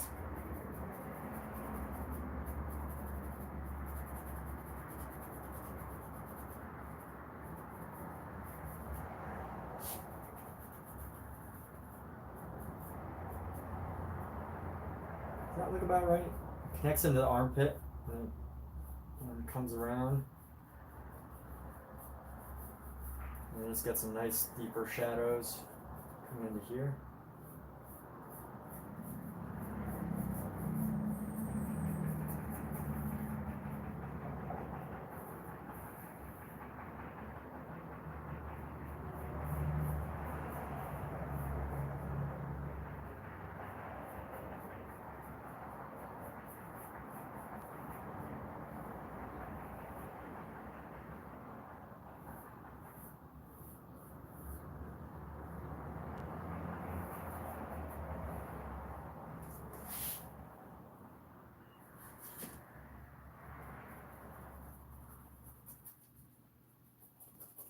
I think that's just enough to give this a little bit of form. And now when we bring in the white, we bring in some whites over it.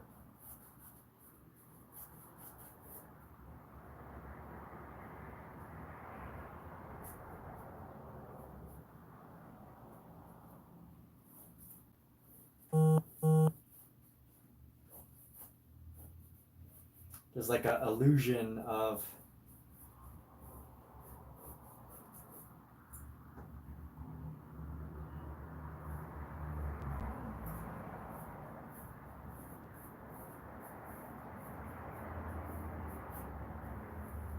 Yeah, a little bit. It's a little bit of a contour illusion. Just so slight. Very slight.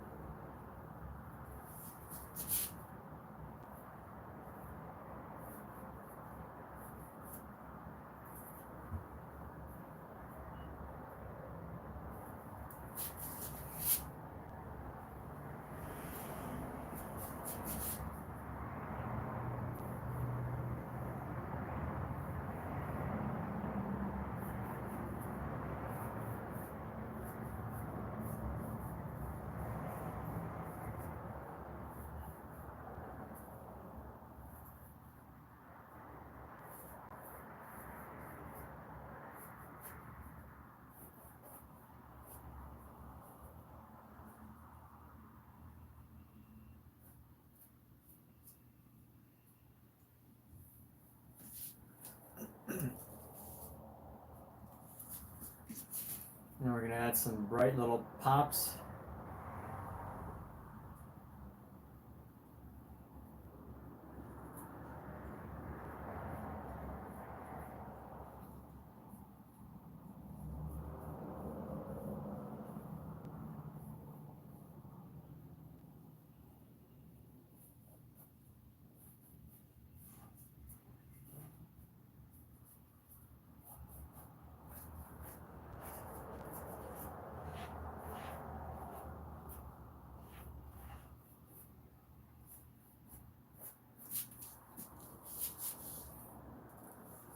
Add little sequin pops of white right around here.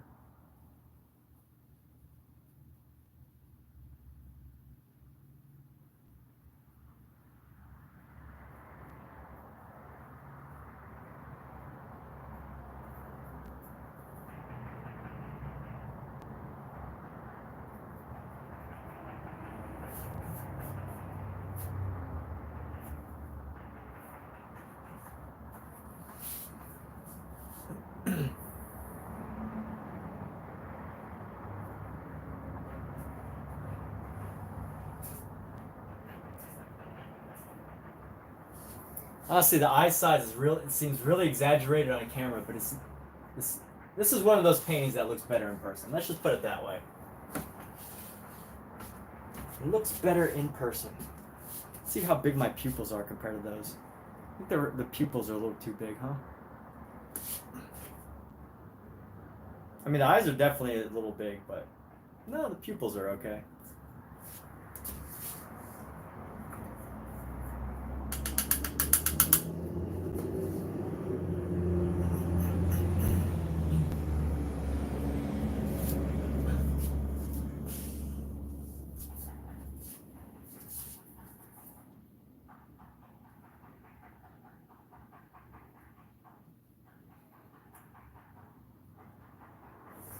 And let's see where we can go with this. Got her neck. This little subtle, oops, that should go there.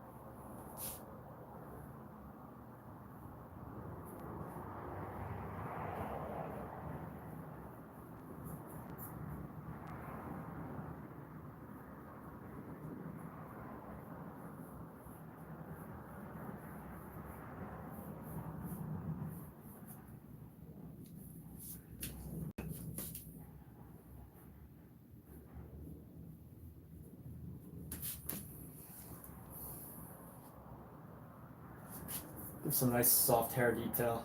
It's gonna start getting hot in here. I can already feel the heat coming in. So it's supposed to get up to about 80 something today in Los Angeles. 85. I'm starting to feel the heat. Which I guess I'm probably luckier than people living in some other countries or cities. Because I know in Arizona it's probably like 95 right now.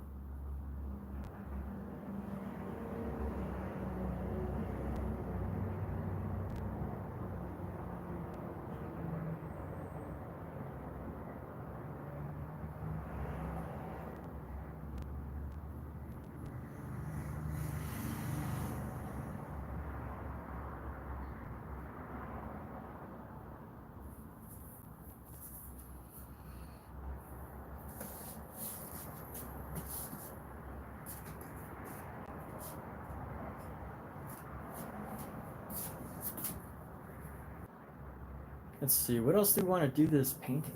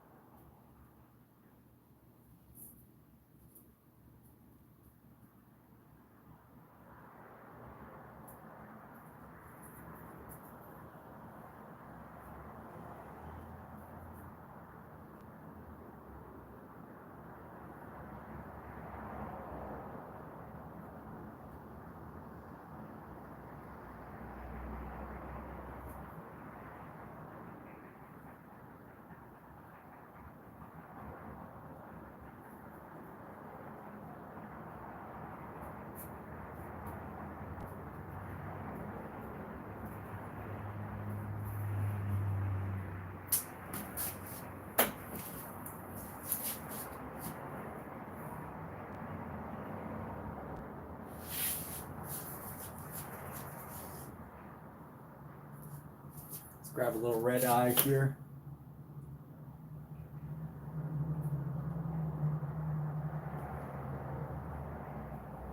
Oh, y'all can't see anymore what we're doing. Try to keep everything all together.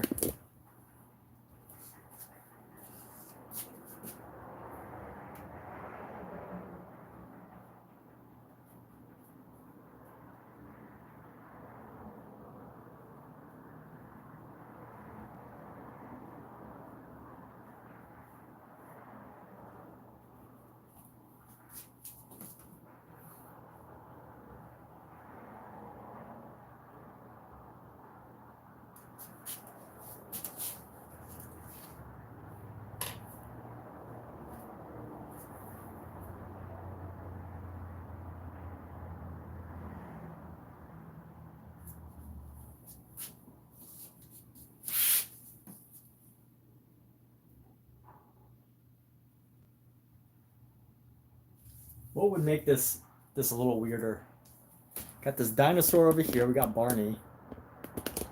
Let me focus on this section. There's a giant woman in a frame with dinosaurs. I think I'm done with her. I think we're done. Let's go. Let me see. Maybe I could add just a tiny bit of detail for like this hand, but I honestly think that we are done.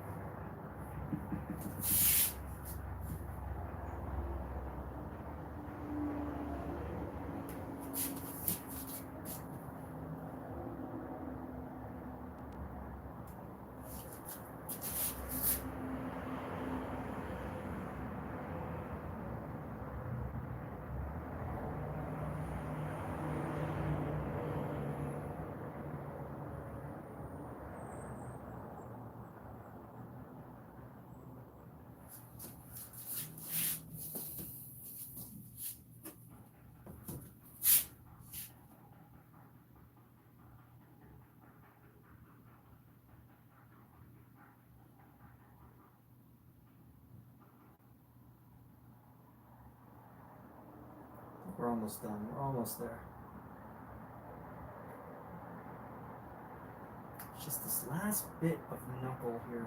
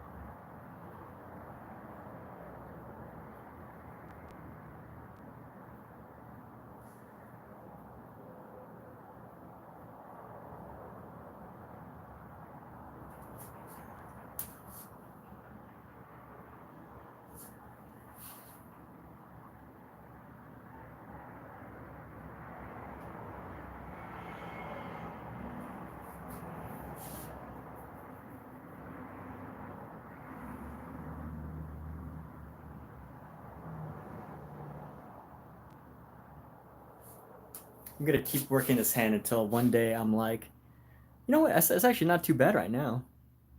Not too bad right now. I think the knuckle, the curve needs to come right around here. You know, simplify it. Yeah, you know what? The hand actually looks pretty decent right now. Not too bad.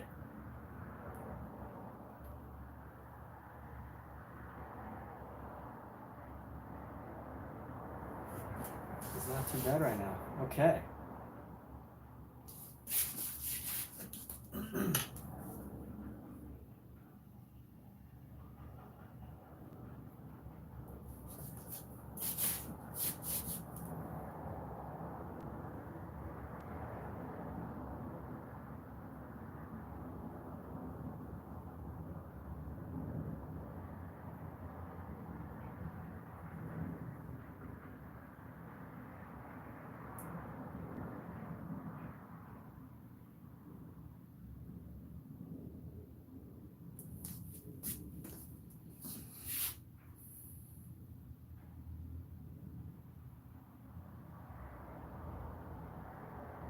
I'm happy with the eyes. I can live with the eyes.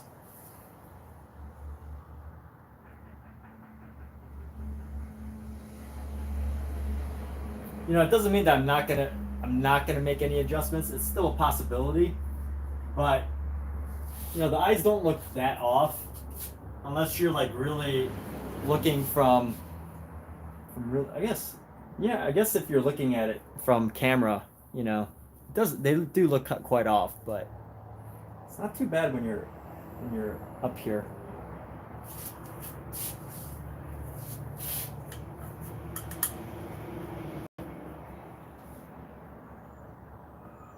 Yeah, I will add a little bit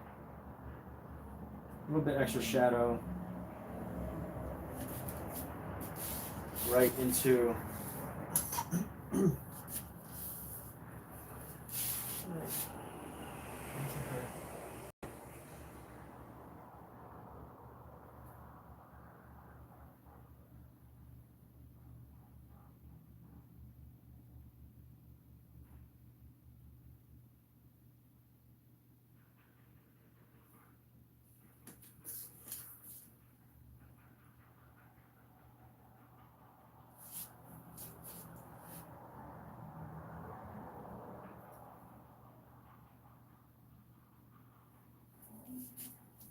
You know what I could do?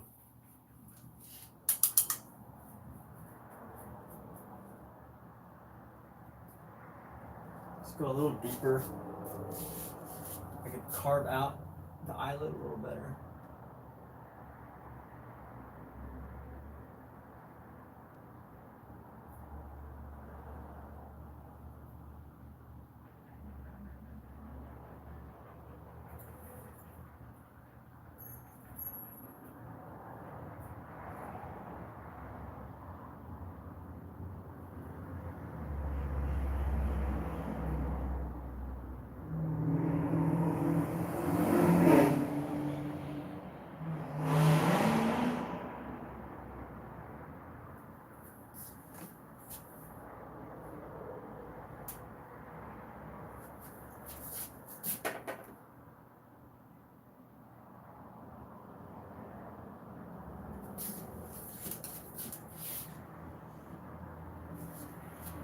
I have to add more to this eye.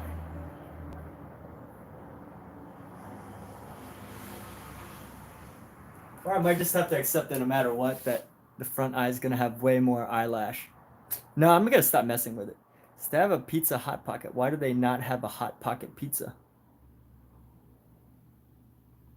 Steve, I think he just came up with something. I think Steve is onto something. People. Steve.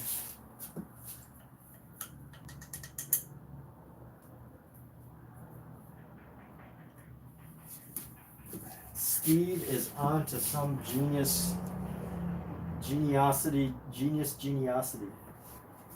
And here, how do you do, let's see how you do a reflection. If you're coming from this way, the neck is going to come and like reflect around this way, right?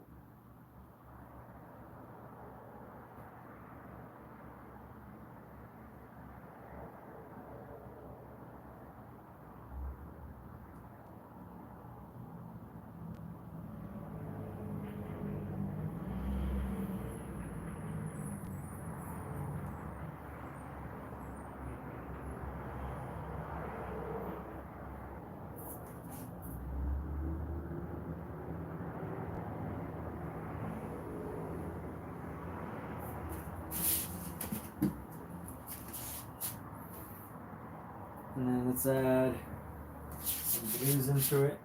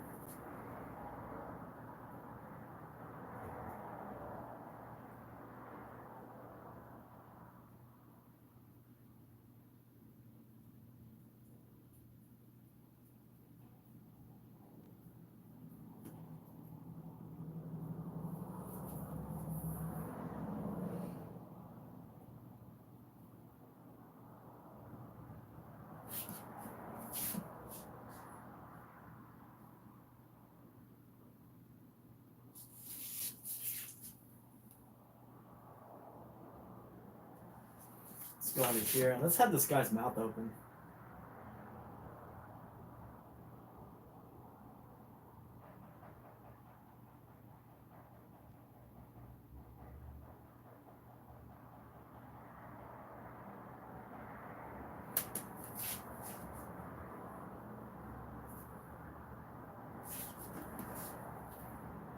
I'm gonna keep the hands like this. I think we're good on the hands. If I keep messing with them, they're just not gonna. As long as the face is near perfect, I think I can live with everything else being slightly less so.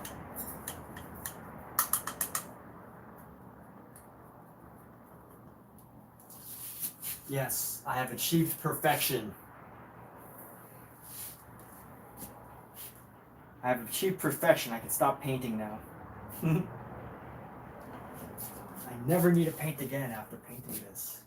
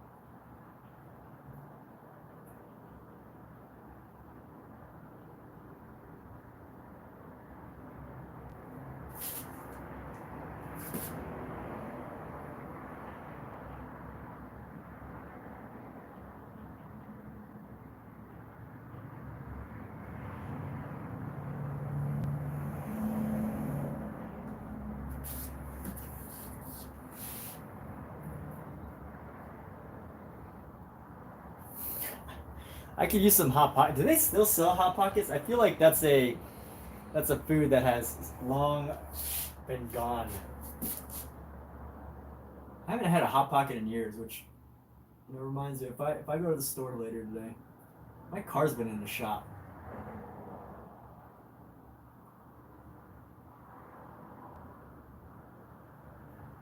So if I go to the store later today, I'm gonna have to pick some up.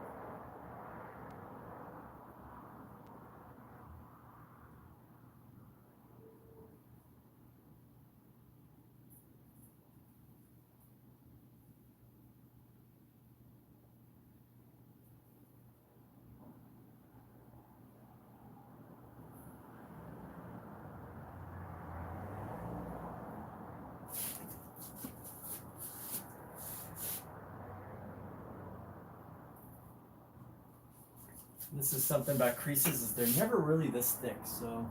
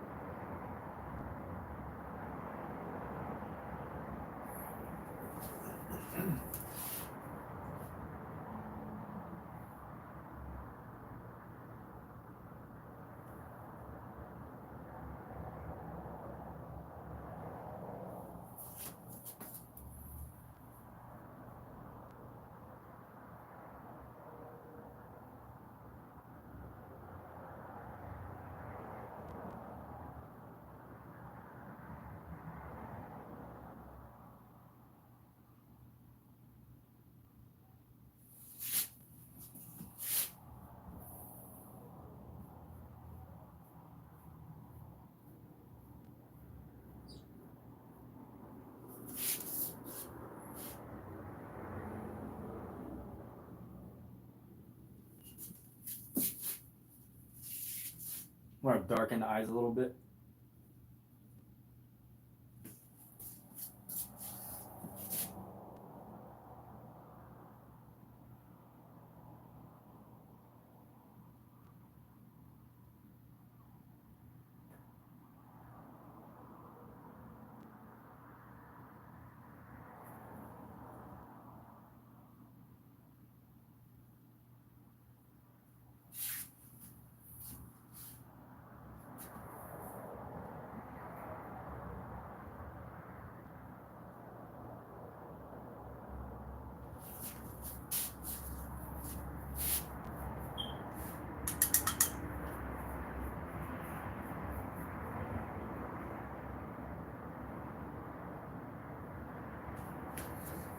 And we add a highlight.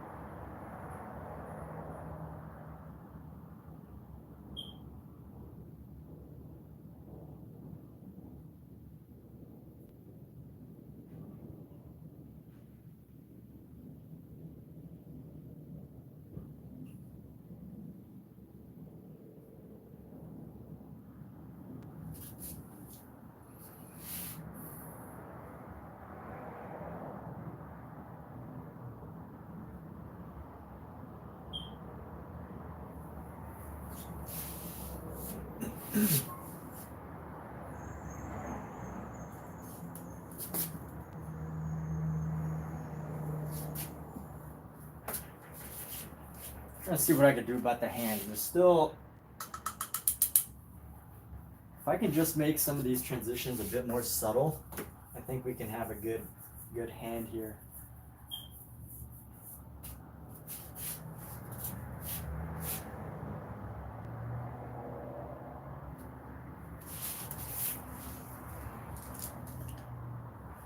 Or an okay hand. It won't be the best.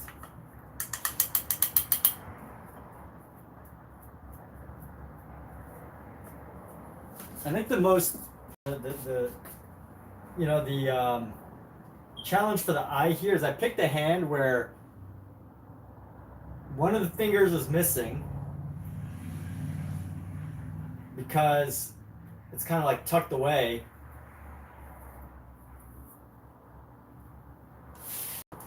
And then one of the fingers is missing, and then one of the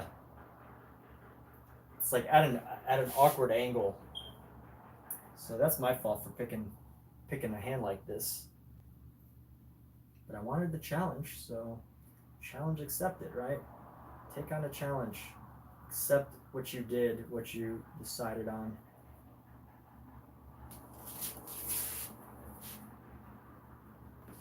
Let's go with a darker shadow. Come in the crease right here.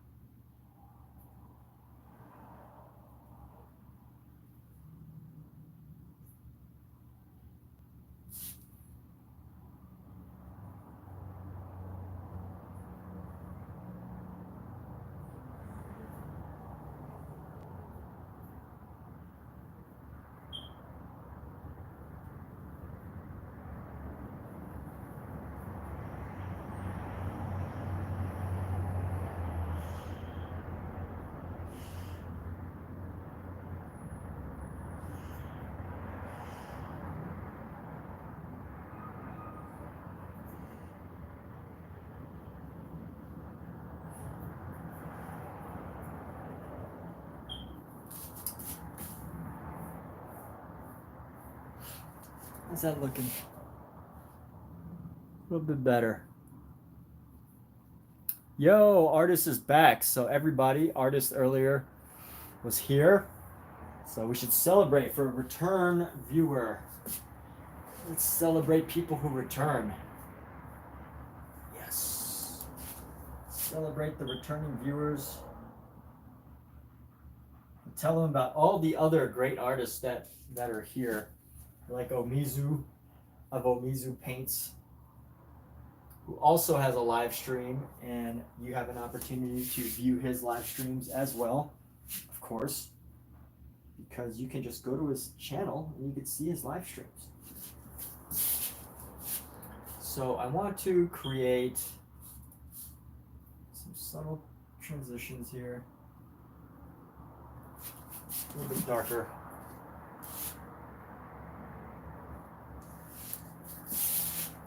Trying to figure out how to capture some of the roundness.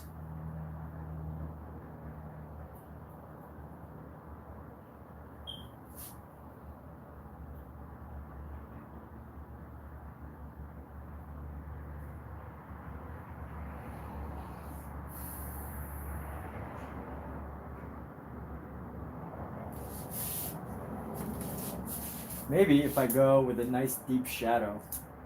So let's do this. Let's go nice shadow around the edge.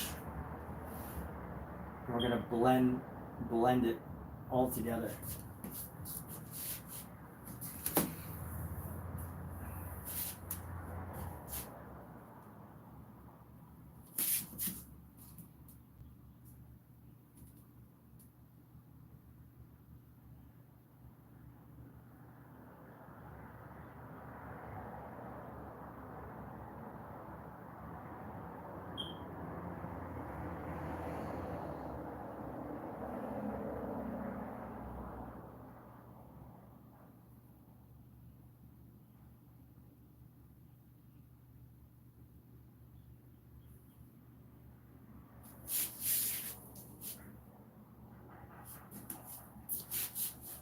A nice deep brown.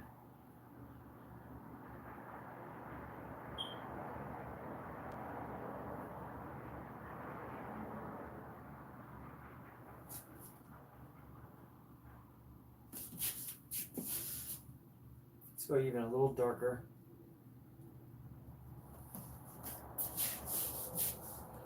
So we're going to create this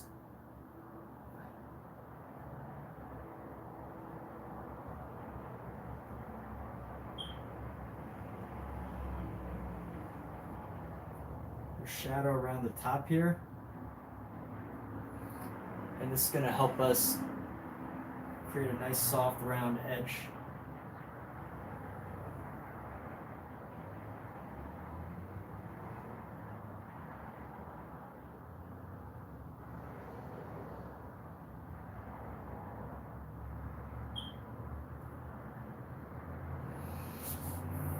Let's go over the top here.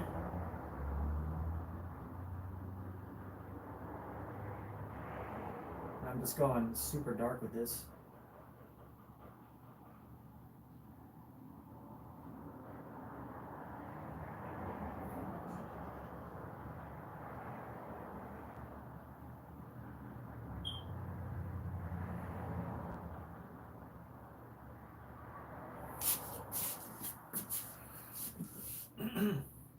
And the idea, hopefully, is that this will blend really nicely.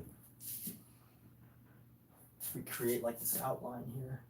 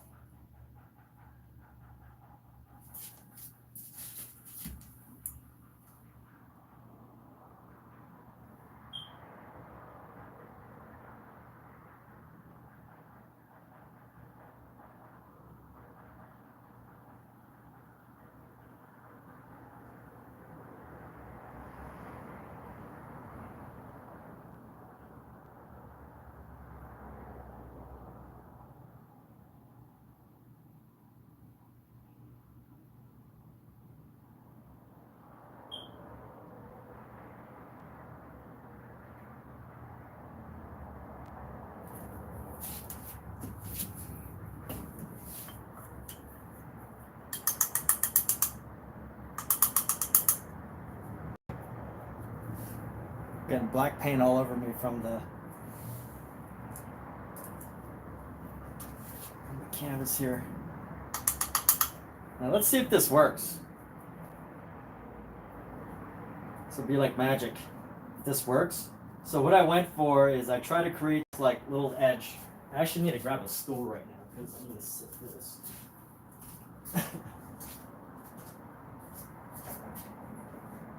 I need to steady my body.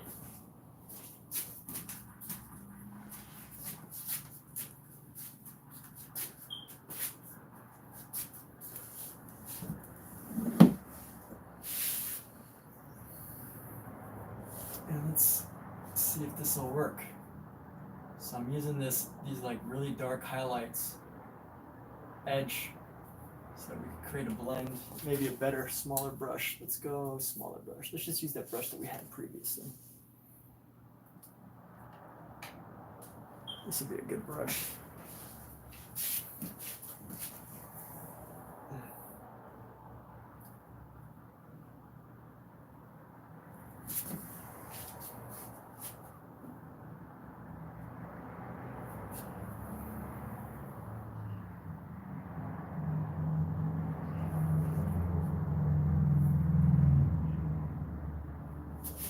A little darker.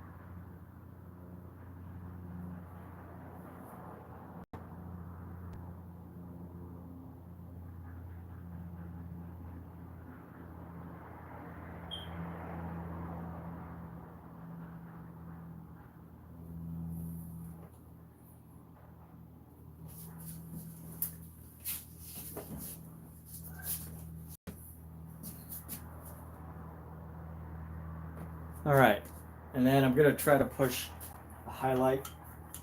So now that I know that it's wet, because I know that it's wet, that it's a wet black,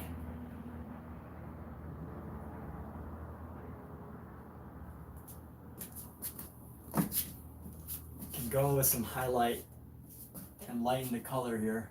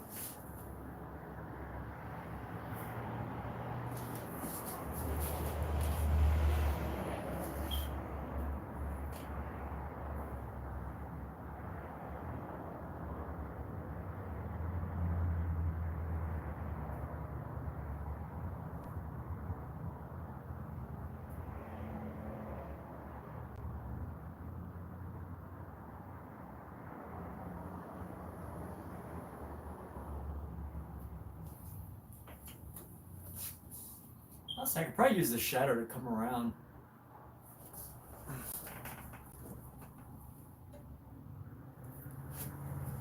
To really shape out the hand.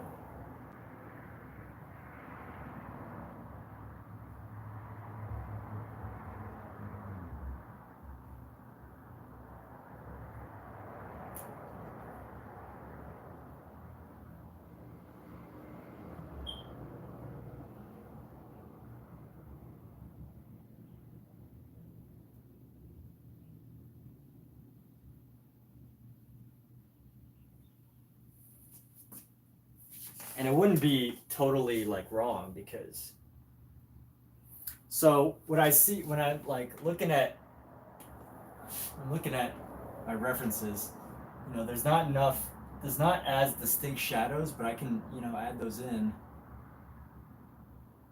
to really help me build my case that I can paint.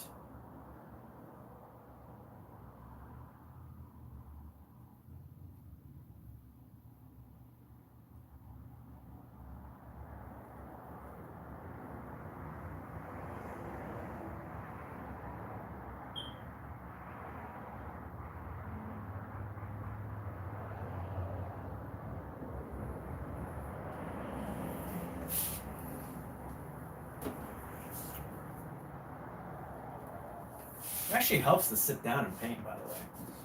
I don't usually sit down and paint. I don't think I've ever sat down and painted. In probably over 1,200 hours of painting, I might have sat down and paint like for less than 20 minutes. I don't want to make this a habit either. I actually like standing up to paint because it makes me feel like I'm getting exercise. Even though I'm not, it's like a form of self-afflicted anguish. Just kidding. I'm the type of guy that would use a stand-up desk in an office.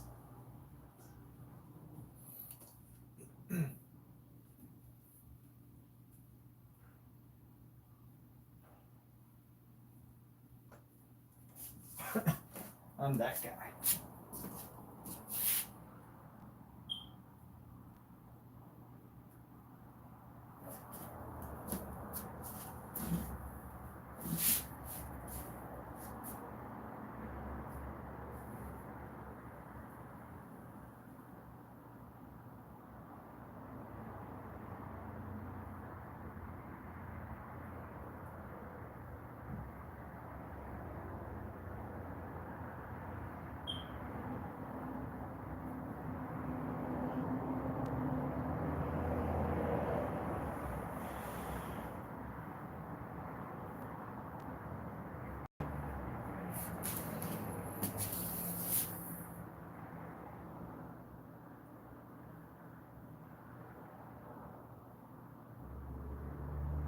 You said the hand looks like a claw? It doesn't look like a claw. It doesn't look like a claw. It's her nails. It's her fingernails. Those are fingernails, buddy.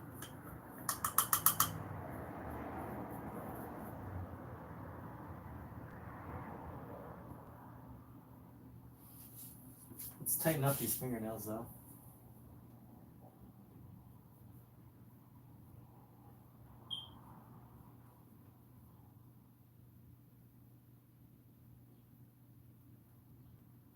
Haven't you ever seen a woman with fingernails that look like claws? That's a thing now, by the way.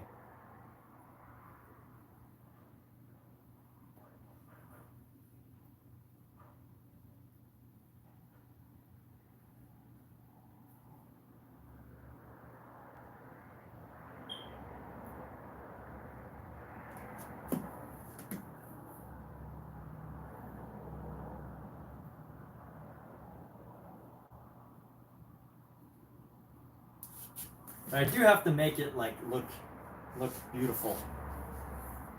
Even if it's a claw, it's gonna be a beautiful claw. It's kind of look like a claw. Let me figure this out one more time. So that goes like that. Go like that. that ends right there. That's accurate. Except this section right here.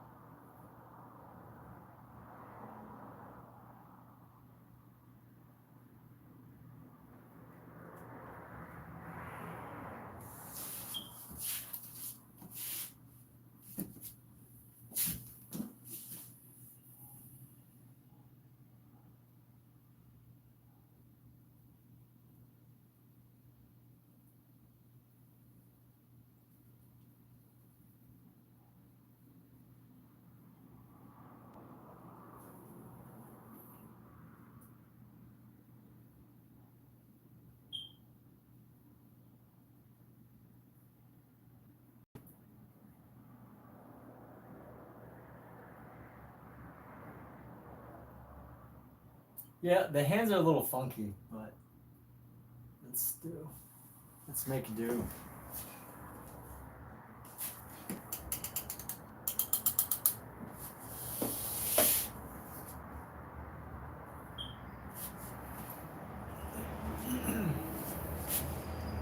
Wow, sitting and painting.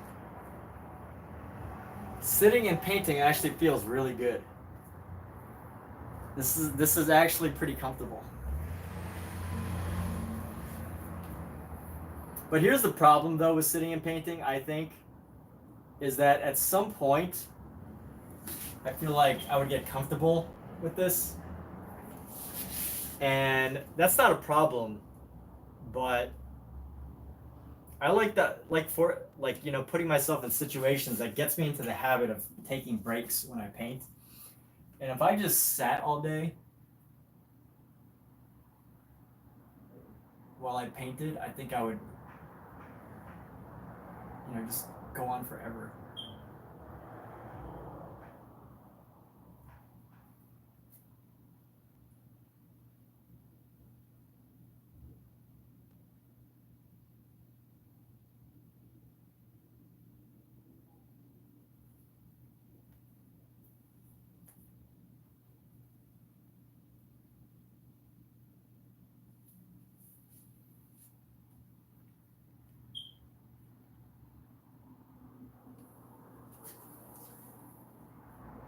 How's that claw looking?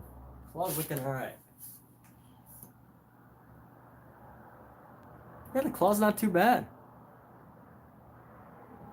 Claw is not looking too bad.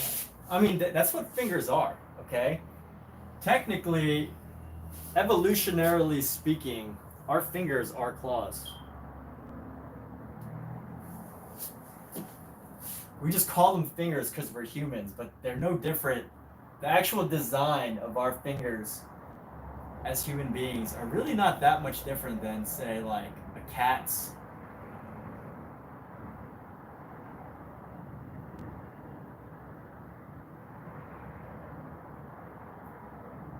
Different than a bird's, but compared to other mammals, I mean, we're pretty similar. We're all the same. We're all one large being, one giant connected source of life. We're all one. We're all together.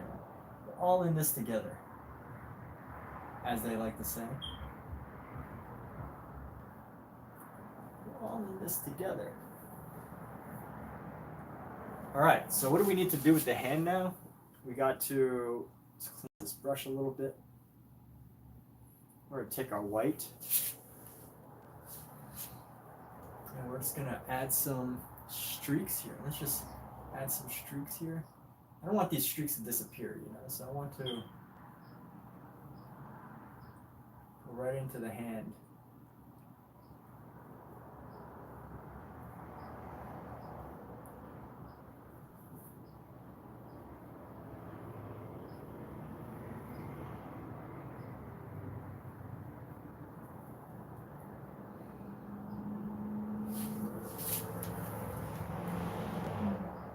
We're going to darken these a little bit. I don't want to get too comfortable here.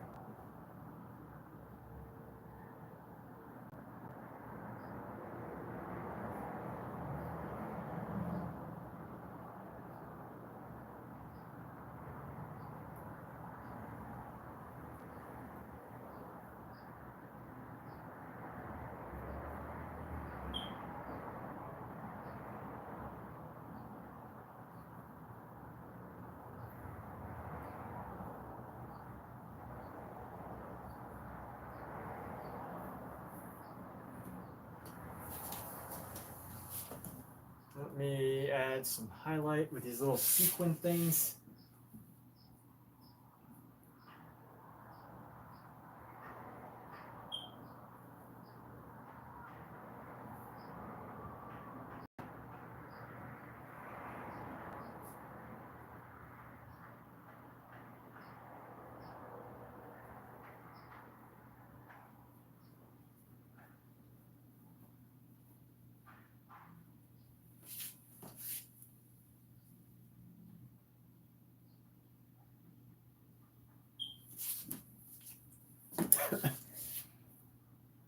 Does that look a bit more natural? Yeah, it looks a bit more natural. A little more natural here. Let's grab a bit more. Oh! That hurt. Just jammed myself with this thing. It got stuck into the floor. Oh! Right into my heart. Straight to my heart. Oh, that hurt. Oh. It's like getting punched in the heart. Things that you love the most end up hurting you.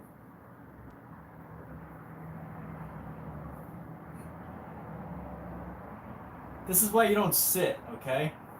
You sit, you start to get clumsy. Kidding. Sit if you like. Sitting is a natural human activity. If you must sit, sit. If you don't have to sit, don't sit. I stand for the people who can't.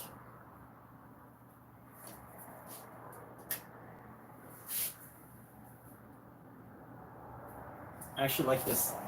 I like sitting. This feels really good. No joke. Out of all my live streams, I don't think anyone can find a live stream where I actually sat down. Now, don't get me wrong. I actually have this chair right next to me. Most of you don't see this, but I have a chair right next to me. And that chair I actually use to rest. So I'm not like totally, I don't stand the whole time. But.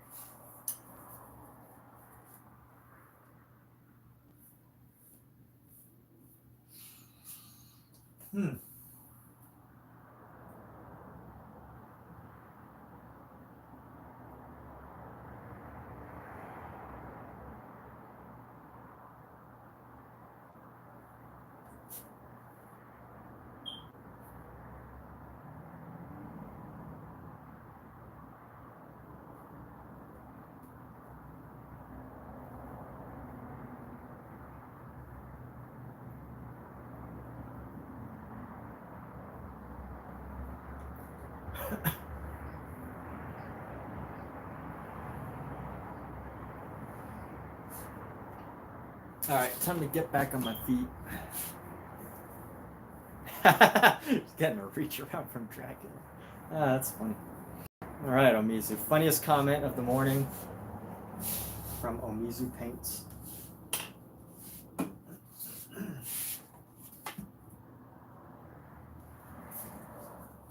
We're gonna throw this way.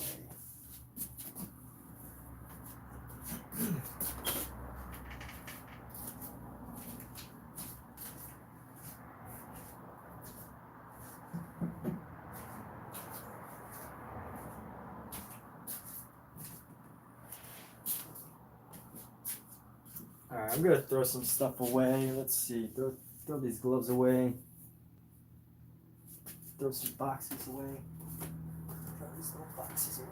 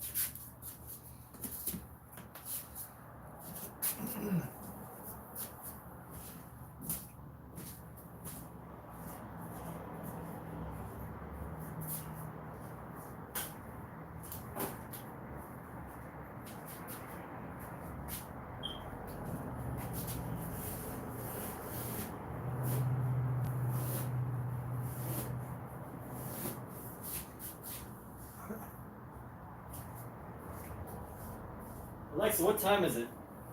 The time is 11:17 a.m.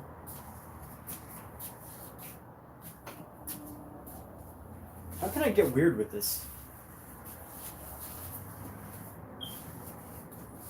I'm gonna get weird with this painting. Might as well.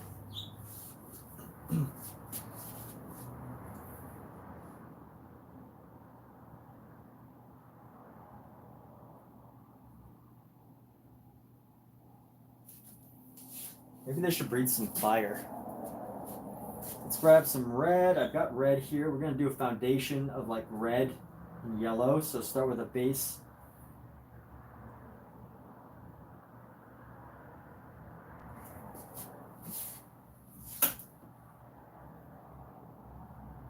Let's get a little bit more yellow into this.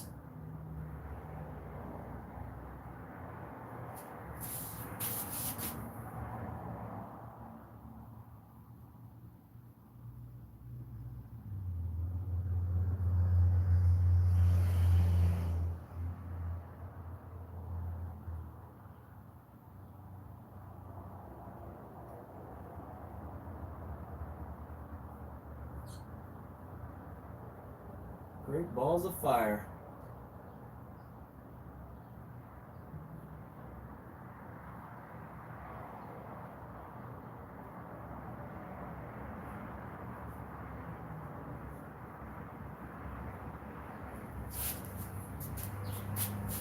All right, now let's add some yellow.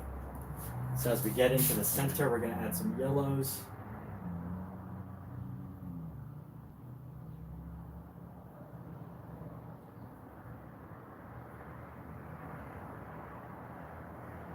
Fire-breathing dinosaurs. We all know of a fire-breathing dinosaur, right? Dinosaurs that breathe fire. We all know they exist. Even though there's no documented truth of an animal that breathes fire except for that mantis shrimp.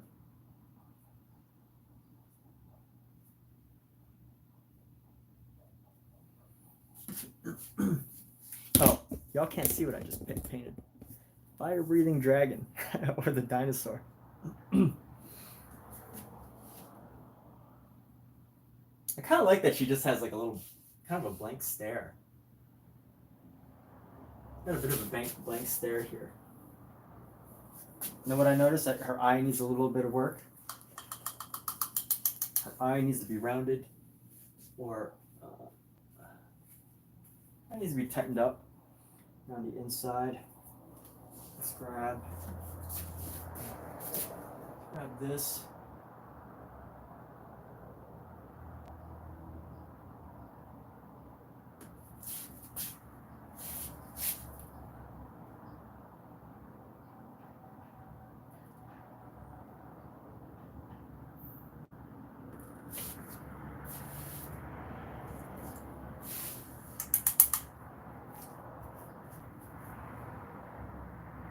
And then just a little bit of rounding out.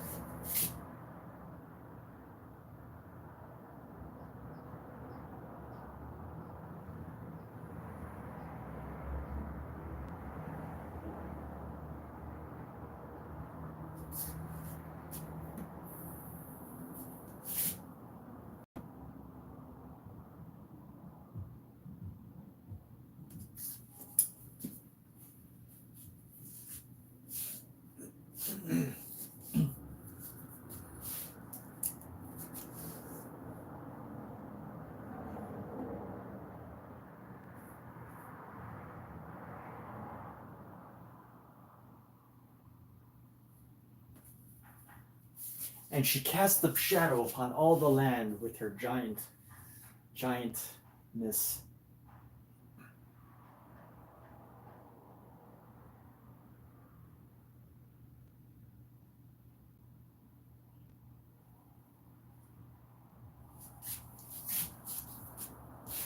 We're going to go into these hands one more time. Let's see if we can finally get some hands that we can like. And then we're going to add, some.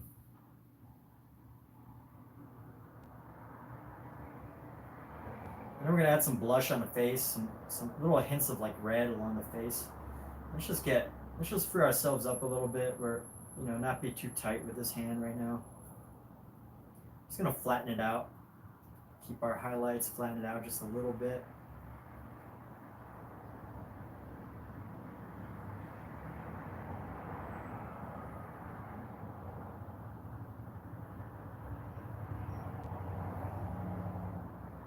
When I say flatten out, I mean like, not spend too much trying to create a perfect composition of like light and shadow, but just give it a nice flat color for the most part.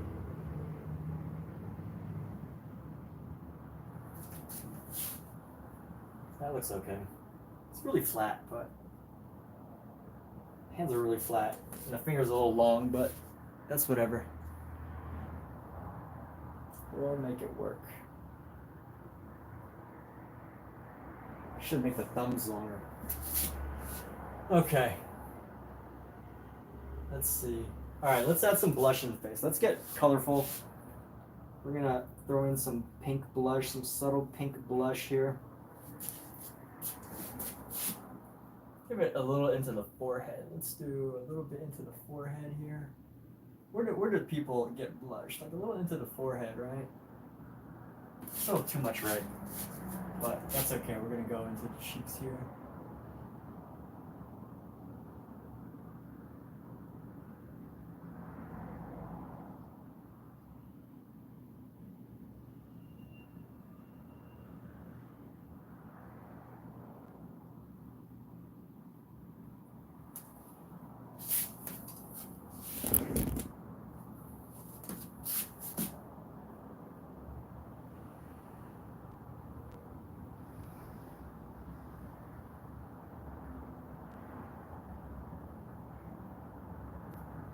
We could use some red for our little bit of shadow here. Let's go.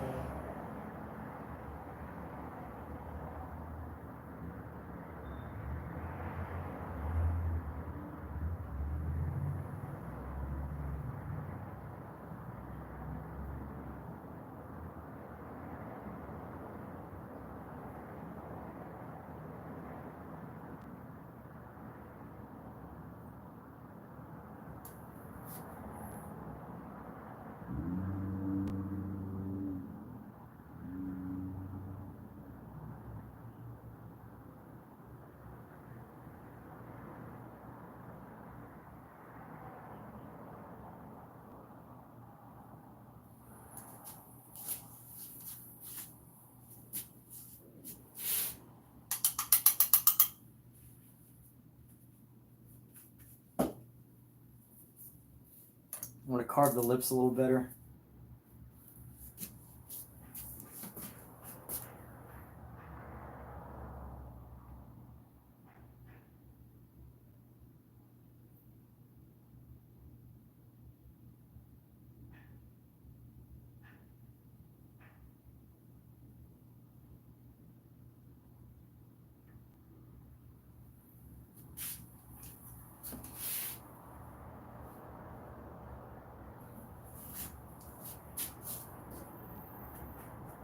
Not too bad with the cheeks.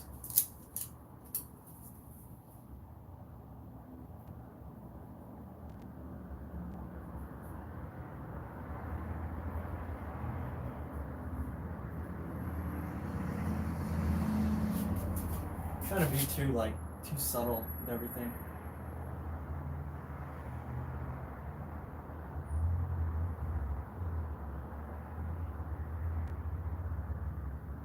A bit of pink on the top of the chin here.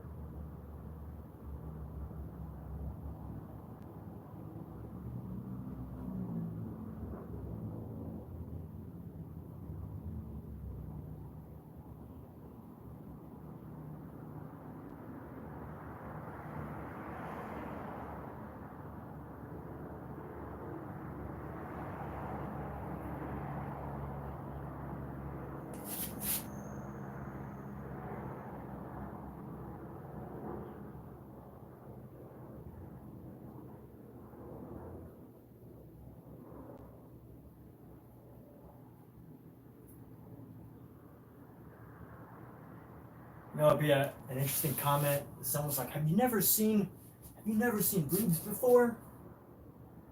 Those don't look like boobs.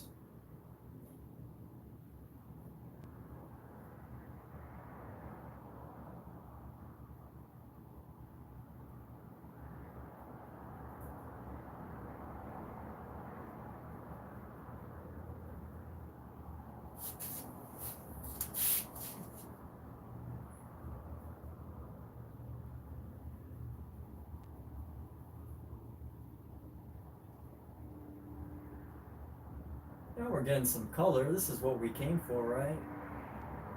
This is why we buy paints.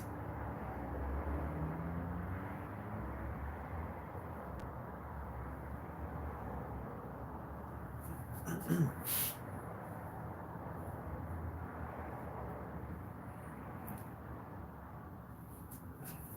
we can actually add some of this into the hand. I think adding this into the hand will really make a difference here. So where does blood typically flow onto the hand? If I try to think of my hand, right around the palm. I wish I could see. I should look at my hand right now. I don't feel like taking off my gloves though. Because the trick is to know where your blood vessels are, right? That's the trick. You gotta know where blood vessels are, and it's probably, you know, some at the top of the knuckle here.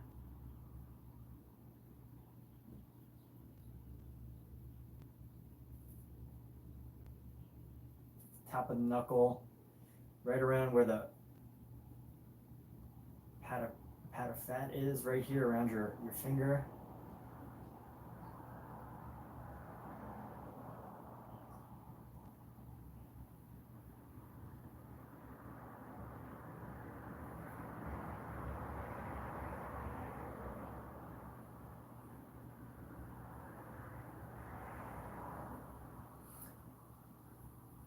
Just add these like light pinks.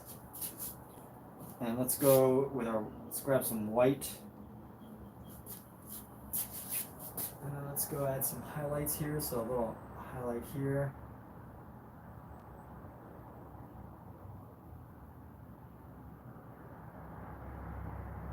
By the way, if you have not watched the new Superman yet, I highly recommend it. My girlfriend's daughter plays I don't know her character's name. I haven't seen it yet, honestly, but that's only because I haven't had my car for a few days and I just don't feel like taking an Uber to go or a Lyft to go to the movie theater. Well, my girlfriend's daughter, Bonnie, plays Lex Luthor's assistant. I can't remember the character name, but yes, she plays his assistant. So shout out to Bonnie DiCepolo. She plays the assistant to Lex Luthor, the redhead assistant. I can't remember her character name though. So this is shout out for that movie. Yo, Mean Girl, what's up? Between the index, you love the dinosaur in the background. Thank you, thank you. Color in the face, between the index and the middle finger.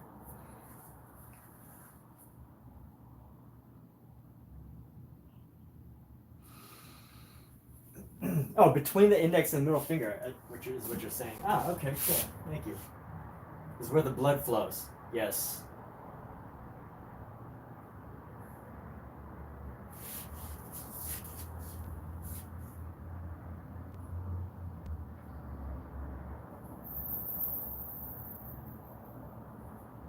I think along the top of the cheek too.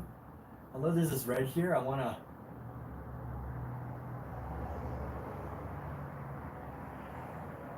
add some highlight. We're going to come down here and let's go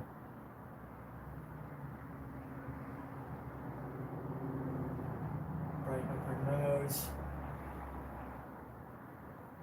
Get the separation here.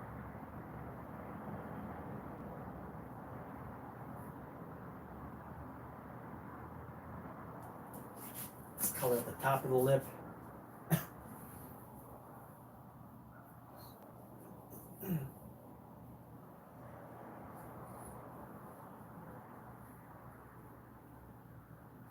fire-breathing dragons over here to the left, to the other side.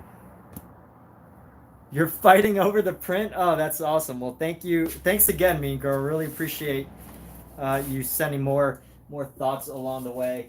Yes, thank you again. Glad both you and your husband like it. If you like dinosaurs, there's the whole dinosaur. There's all the dinosaurs.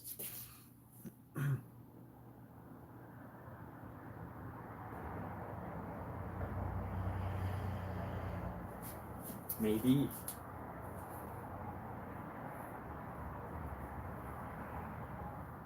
You know what? This probably isn't an apple tree.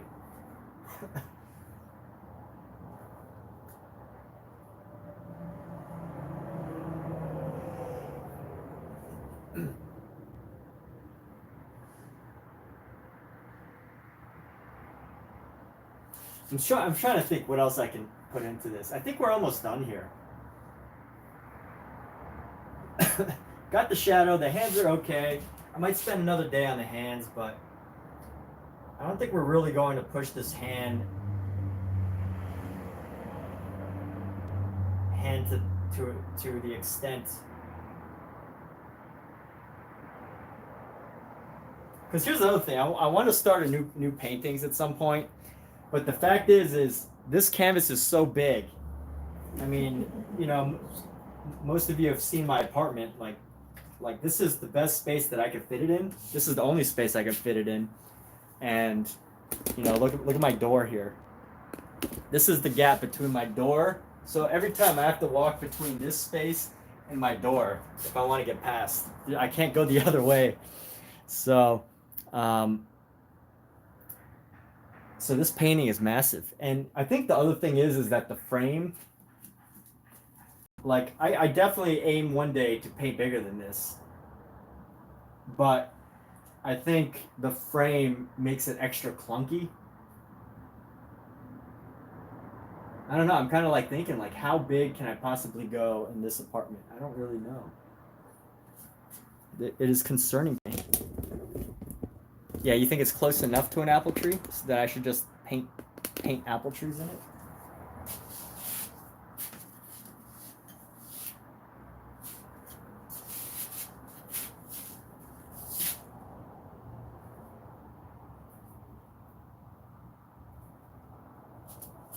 Yeah, you know what? We can add some of that.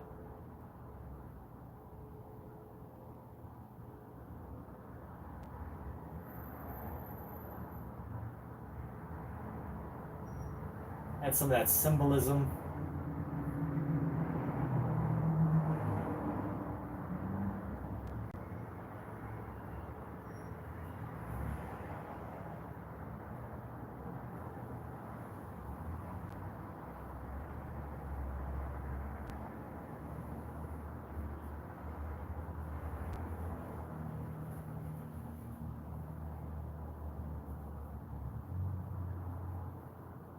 It's a very sparse apple tree. Need some different size apple trees here.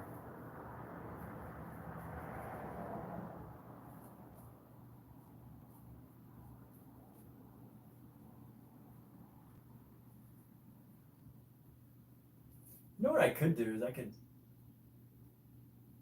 some of the apples to. Let's add a variety of size apples here. There's a small apple back here. There's a small apple right there. Small apple right there.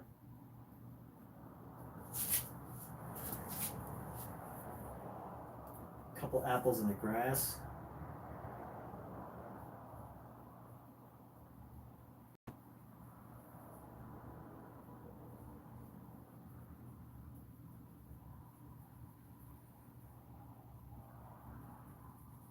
Here's a small apple.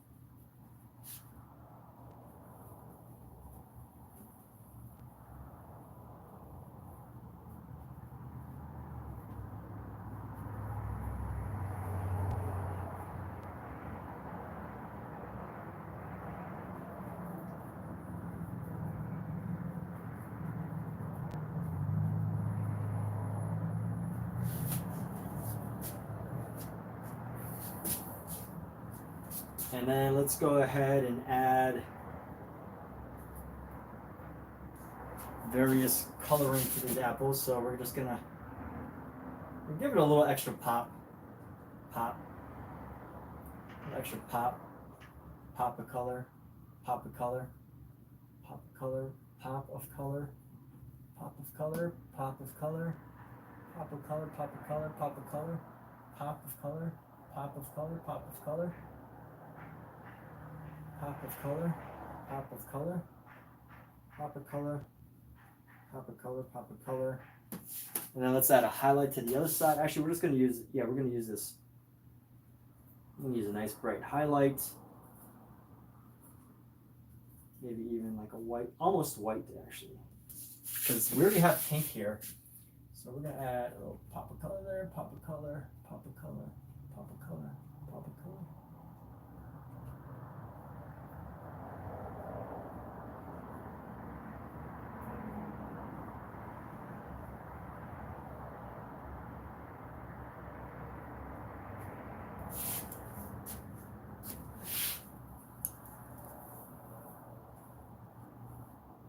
There's our apple tree.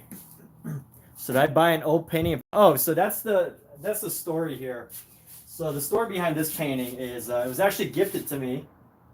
It was gifted to me from a friend. Well, actually, they're collectors. They collect my paintings. They've collected paintings of mine, like originals, and they've actually So they've collected some of my original abstract pieces, and then recently they were like, "Hey, we've got this massive."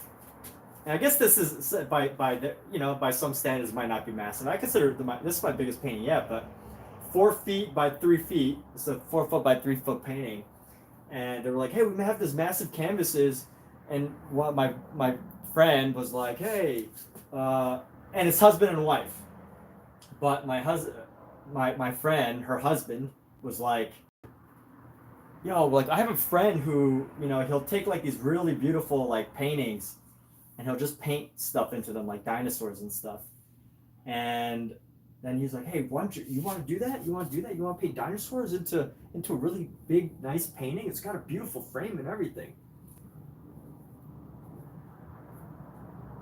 And I was like, "Yeah, heck yeah."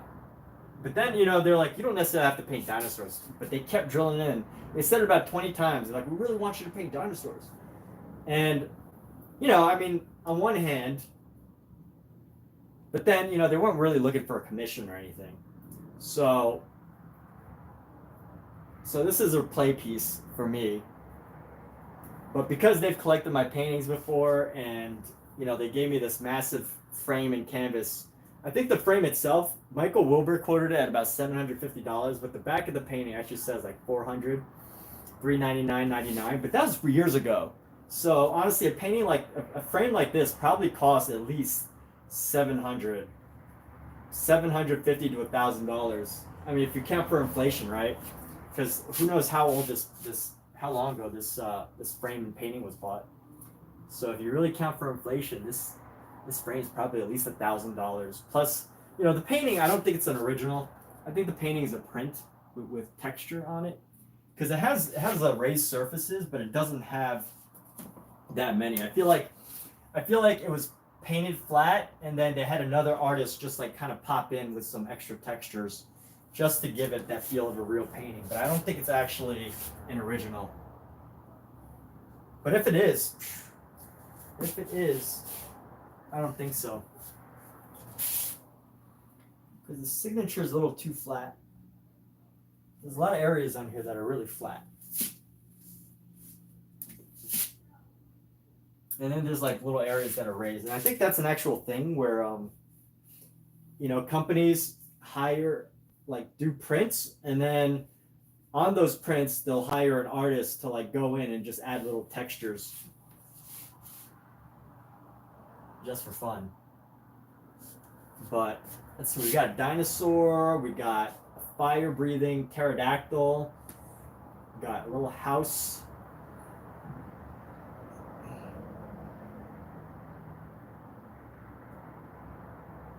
We got dinosaur footprints. Need some drama. We need a UFO. This needs to be a UFO.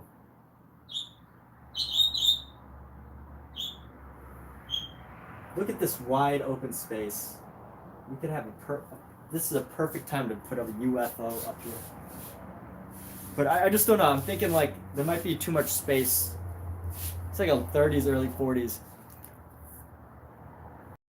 Yeah. And they wanted me to paint it black. So I loosely painted it black with oil paint. 30s and 40s. You know, honestly, I don't think it's 30s and 40s. It's definitely not like... This frame definitely isn't... It's wood. It's wood with gold paint over it.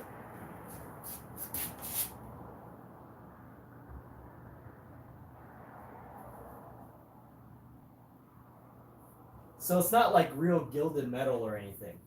And I'm not trying to like criticize. But in all seriousness, this like, I don't know, it probably wasn't from the 30s and 40s. It's probably, I would say at earliest the 70s. This frame and painting probably at earliest the 70s based on like how old the back looks.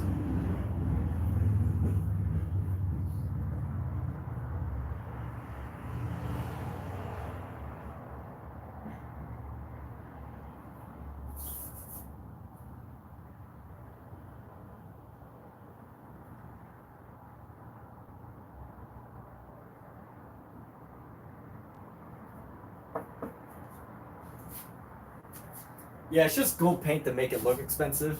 But I would say, you know, at earliest probably the 70s, 80s. But again, counting for inflation and like how much everything costs nowadays, probably easy $500. I mean, $750 to $1,000. Like Michael said, if you try to get a custom frame like this made out of wood from Michael's, it'll probably be about at least 700. To get a frame. To get like a little diploma frame, some guy was quoted. I was there. They quoted the guy $500 for just a little frame for a diploma. Now, you know, I'm sure they probably maybe used really high quality metals or something, but $300 or $500 for just one frame for a diploma. So I can only imagine, you know, 4 foot by 3 foot wood frame. So obviously the painting's about 4 foot by 3 foot, but the actual frame itself is just a little bit longer.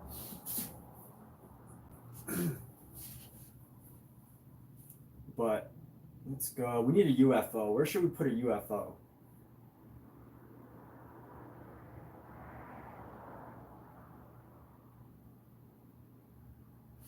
Where do we put our UFO? Let's add some more of this red real quick.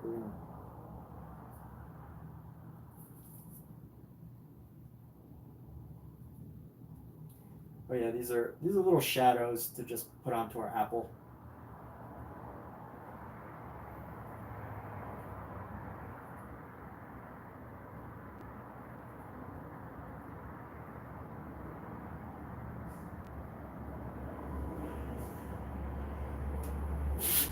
Our little apple shadows. Found out a good one not long ago. It's so cool. Still has a Sears tag. Wow, that's a find. That's a great find. Yeah, you go to Goodwill and buy art for the frames, not the artwork. Yeah, you know what? They might have even gotten this from a Goodwill. Who knows? I don't know. I didn't really specify, but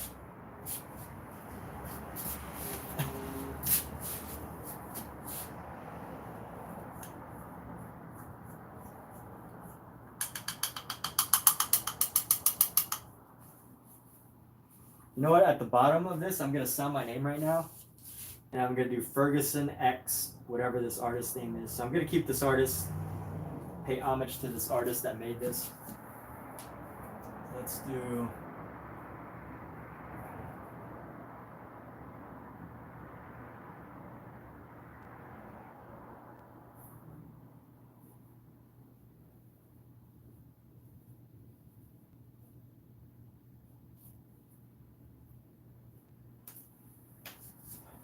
So this is a Ferguson X. You know how everyone does the X Pietro, Risto. I don't know how to say that name, but Ferguson X. Whoever you are, this is our collaboration of the century.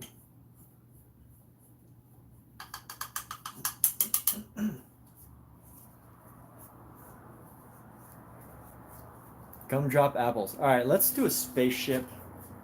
I think we should go awkward with a spaceship and just put it right in the dead center of all this.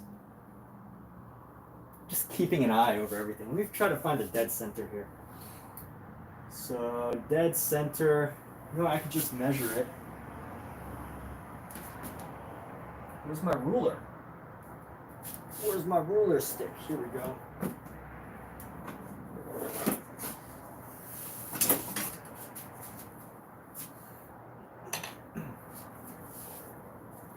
So see, the ruler doesn't even fit. This is a meter, 1 yard. So let me get a better ruler here. The only time I'll use a ruler is to paint a spaceship.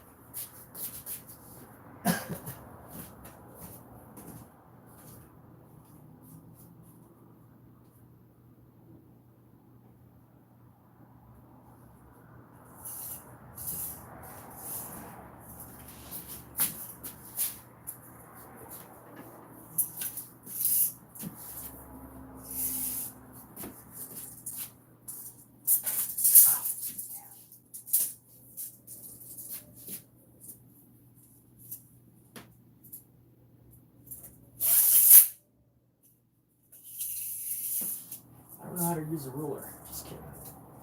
A tape measure. So let's see.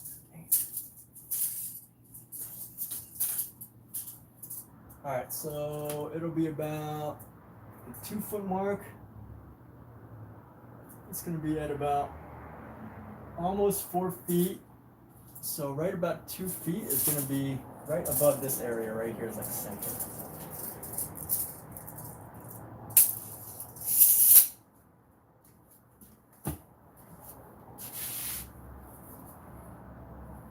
Alright, what color would a spaceship be?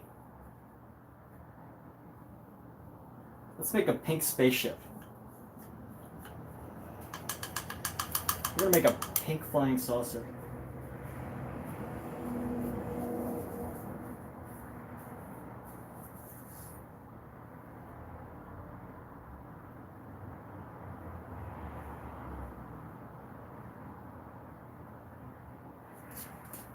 Let's see, center would be right around here. It's gonna be a very large flying saucer. We're even gonna put it in an awkward spot, like right around the top here. I'm gonna give it a little bit of a tilt. Ah, I can actually see it.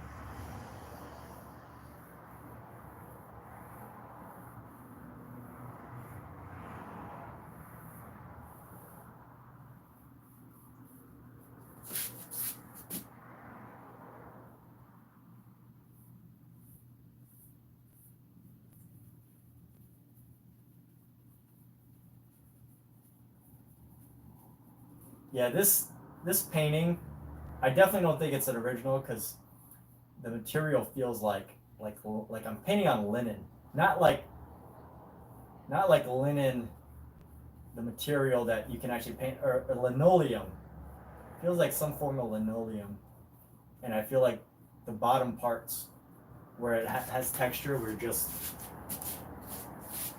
So this isn't pink right now. This is purple, but I want to. I just want to create the initial color here, initial base color.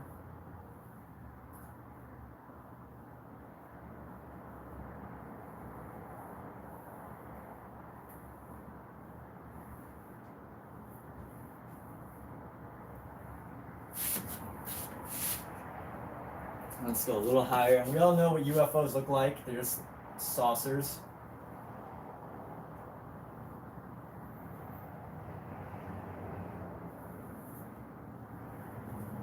We all know they have this little dome at the top, right?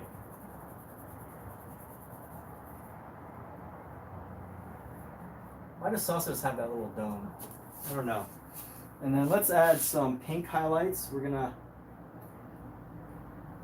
It's not a window Because why would they have a window at the top, right? They want to be able to see from the bottom.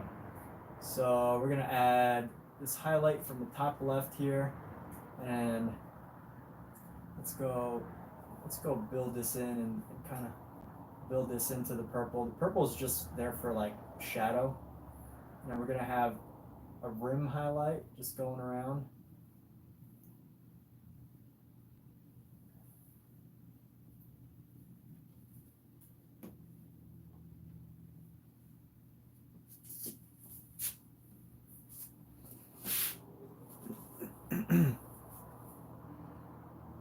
Add a skidoo. What is a skidoo, bro? Alexa, what is a skidoo? Skidoo is a noun meaning a snowmobile.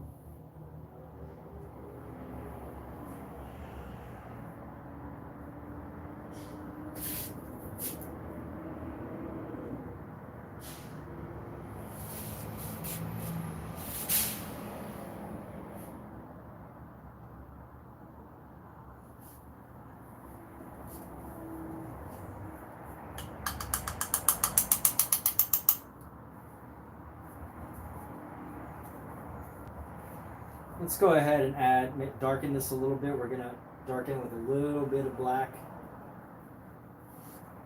Just gonna darken this area right here.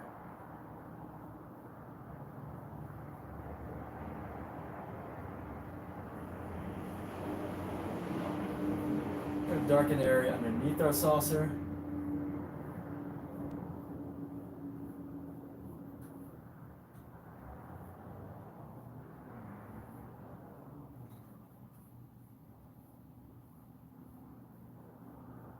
Looks like a flying sombrero.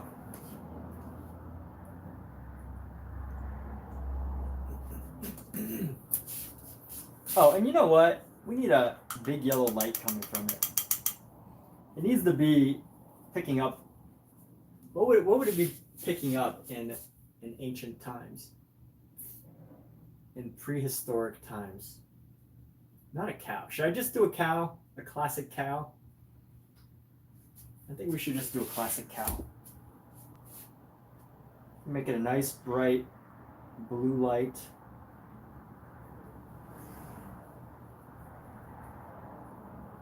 Actually, before we get into painting the light, let's make our cow first. Cows are brown, right? Alexa, what color are cows? Cows are black, brown, and white. Black, brown, and white. I guess we're just gonna do a classic cow.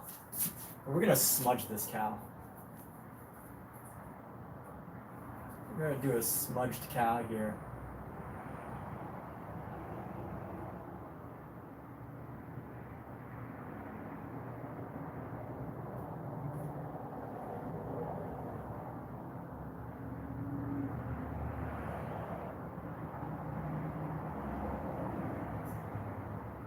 Alexa, how big is a cow's tail? According to an Alexa Answers contributor, 3.5 feet long is left natural without docking. Thank goodness for Alexa. So we're just gonna paint this cow here. We're gonna go coming down and around. Just the side view cow.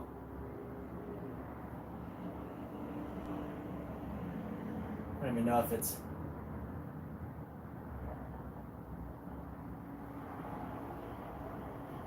Cows existed long ago.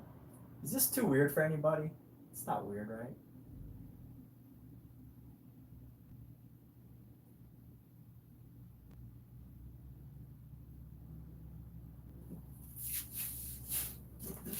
You know what? I'm not going to smudge this cow. It's actually looking pretty good. I will add some... You know, maybe I will smudge it.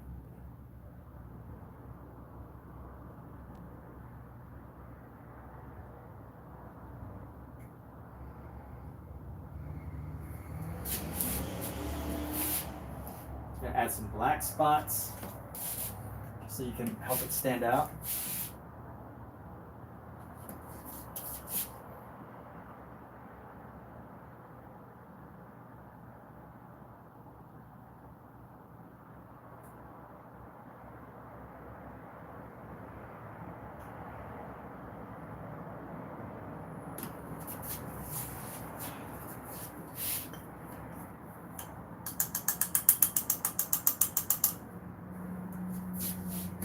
you know what?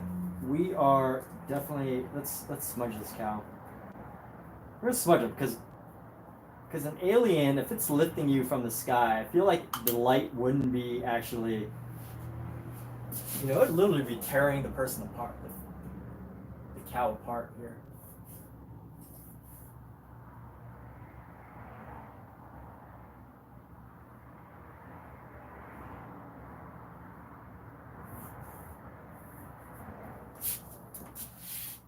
It's got a nice bright blue light here.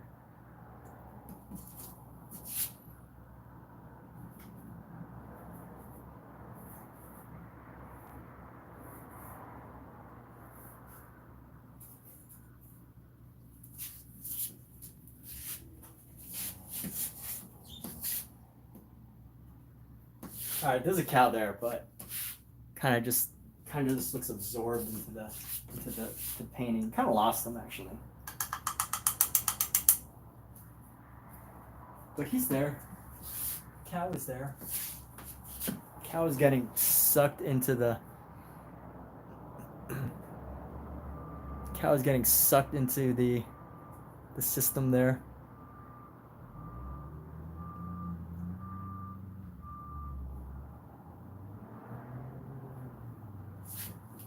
Now let's add some streaks of yellow. We're gonna add some streaks of yellow into this.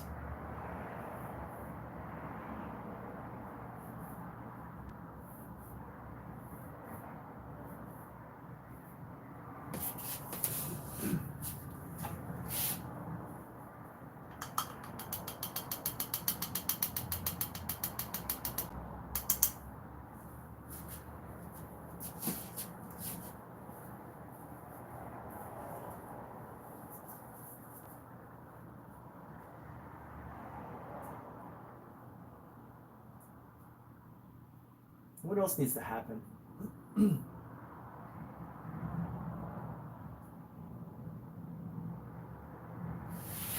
Oh yeah, y'all can't see everything that I can.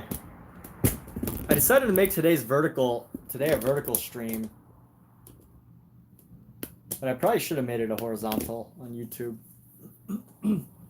Skidoo is like an aquatic version of a snowmobile, like a jet ski.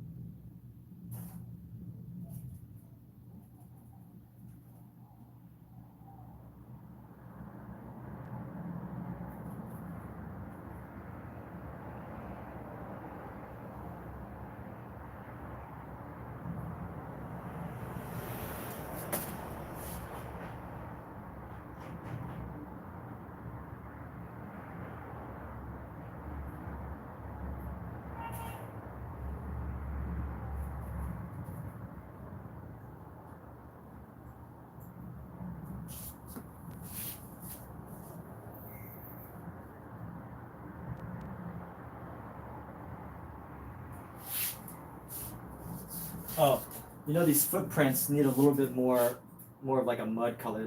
They're just like these dark. These footprints are just really dark, but they need to have like a mud color to them. Like I just have these little footprints just kind of sitting in here, but they shouldn't just be shadows. Or they shouldn't just be black imprints, I should say. They need life. They need greenery. They need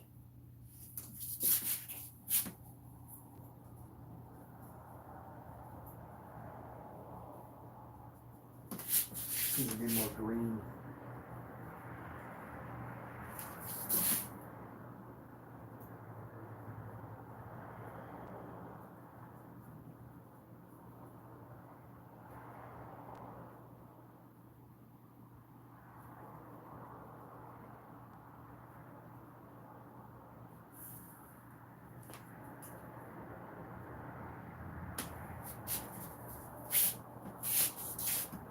this mud color.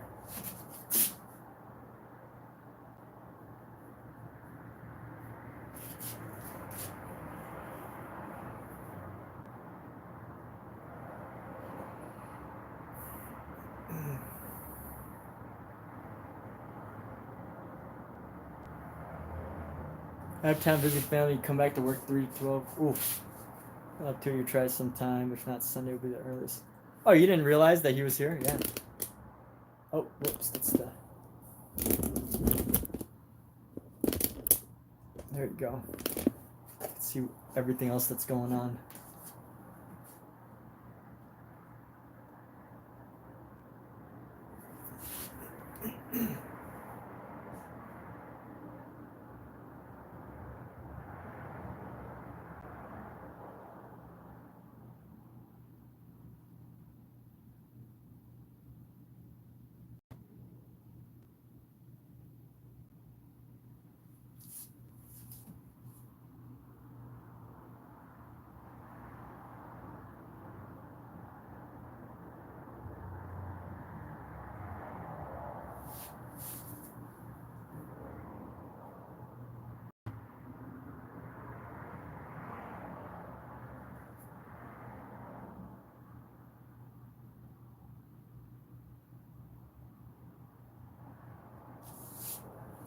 This spot is so empty. I think it needs a window.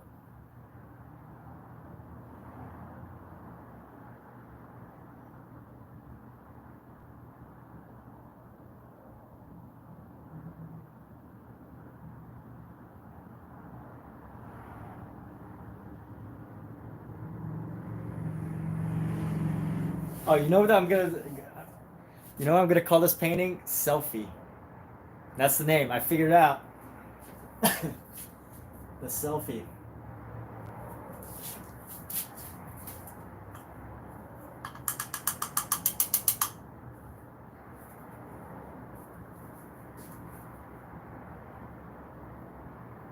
Got the name for the painting.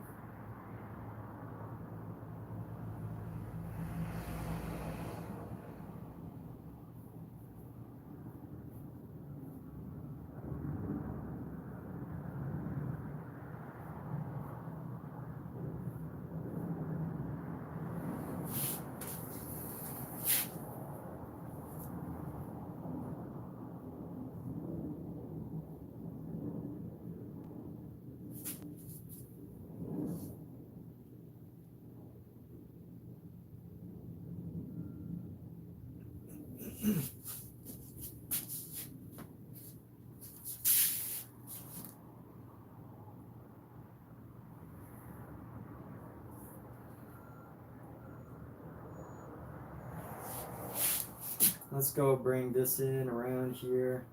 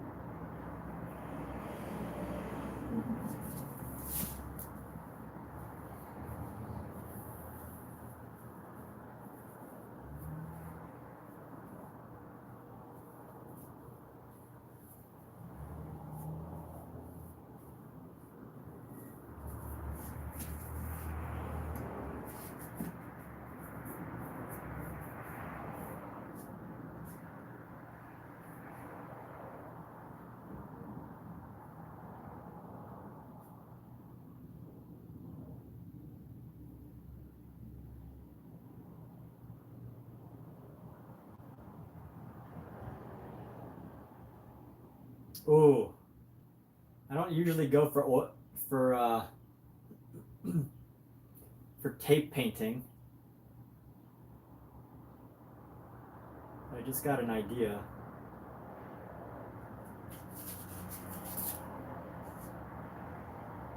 Should I do it?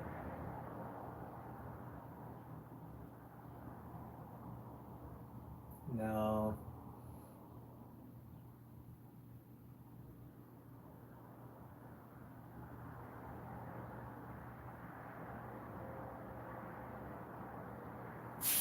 No, I don't want to do tape art right now.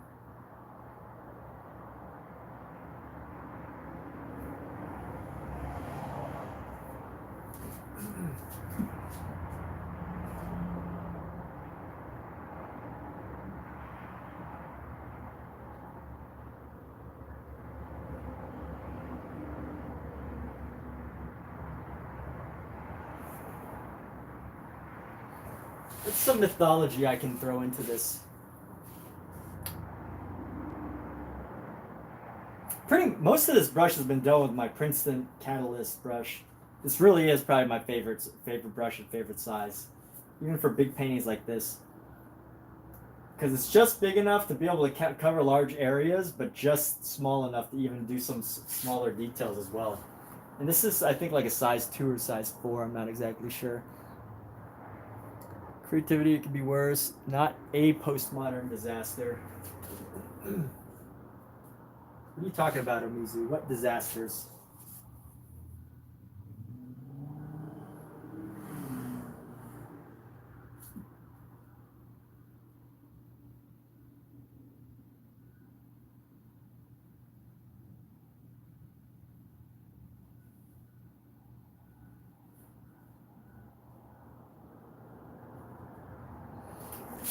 Why is this breathing fire? That's my question. It's not fighting this cute little dinosaur with the big eyes. That's for sure. It's breathing fire at something else. Oh, you know what? Let's see. What is it breathing fire on? There needs to be like some sort of combat happening here.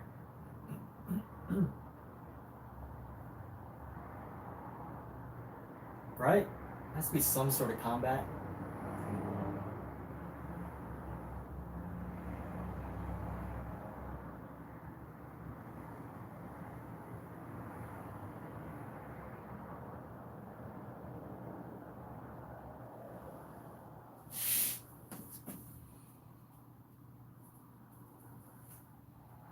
What combat? What animal? Like, I feel like it would just be too cliche if I just had another, like, of this bird here.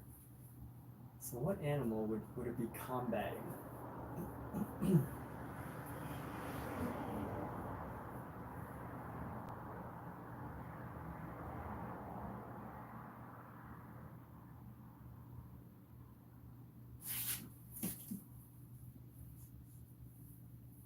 And then there's this empty space. Let's go.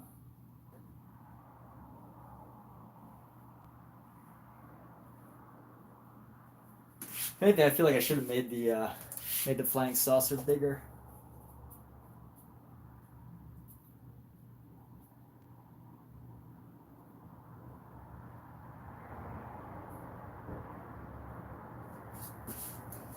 Too late, Omizu. I already thought of a name. It's gonna be called Selfie. The Selfie. There's so much space from which to work with. So much story to be told.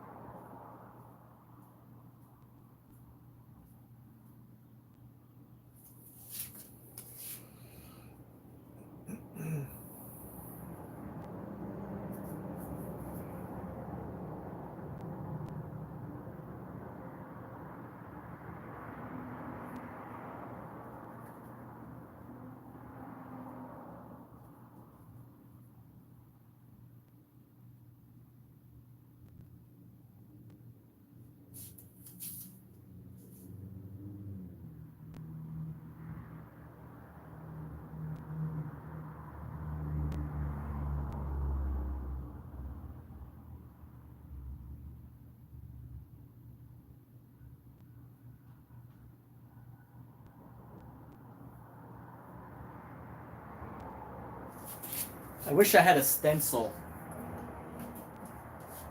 I wish I had a stencil. I wish I was a baller.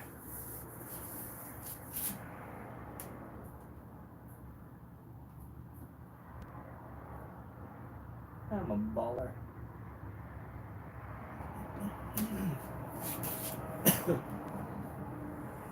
Oh, you know what? I think I think now's a good time for a break because I just got a somewhat important call.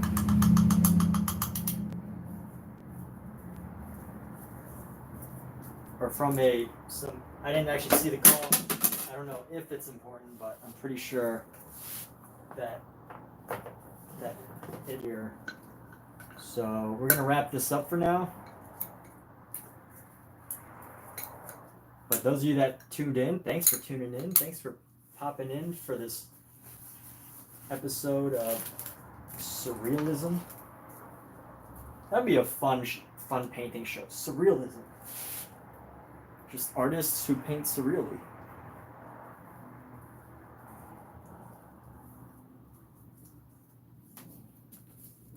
Close up our supplies here.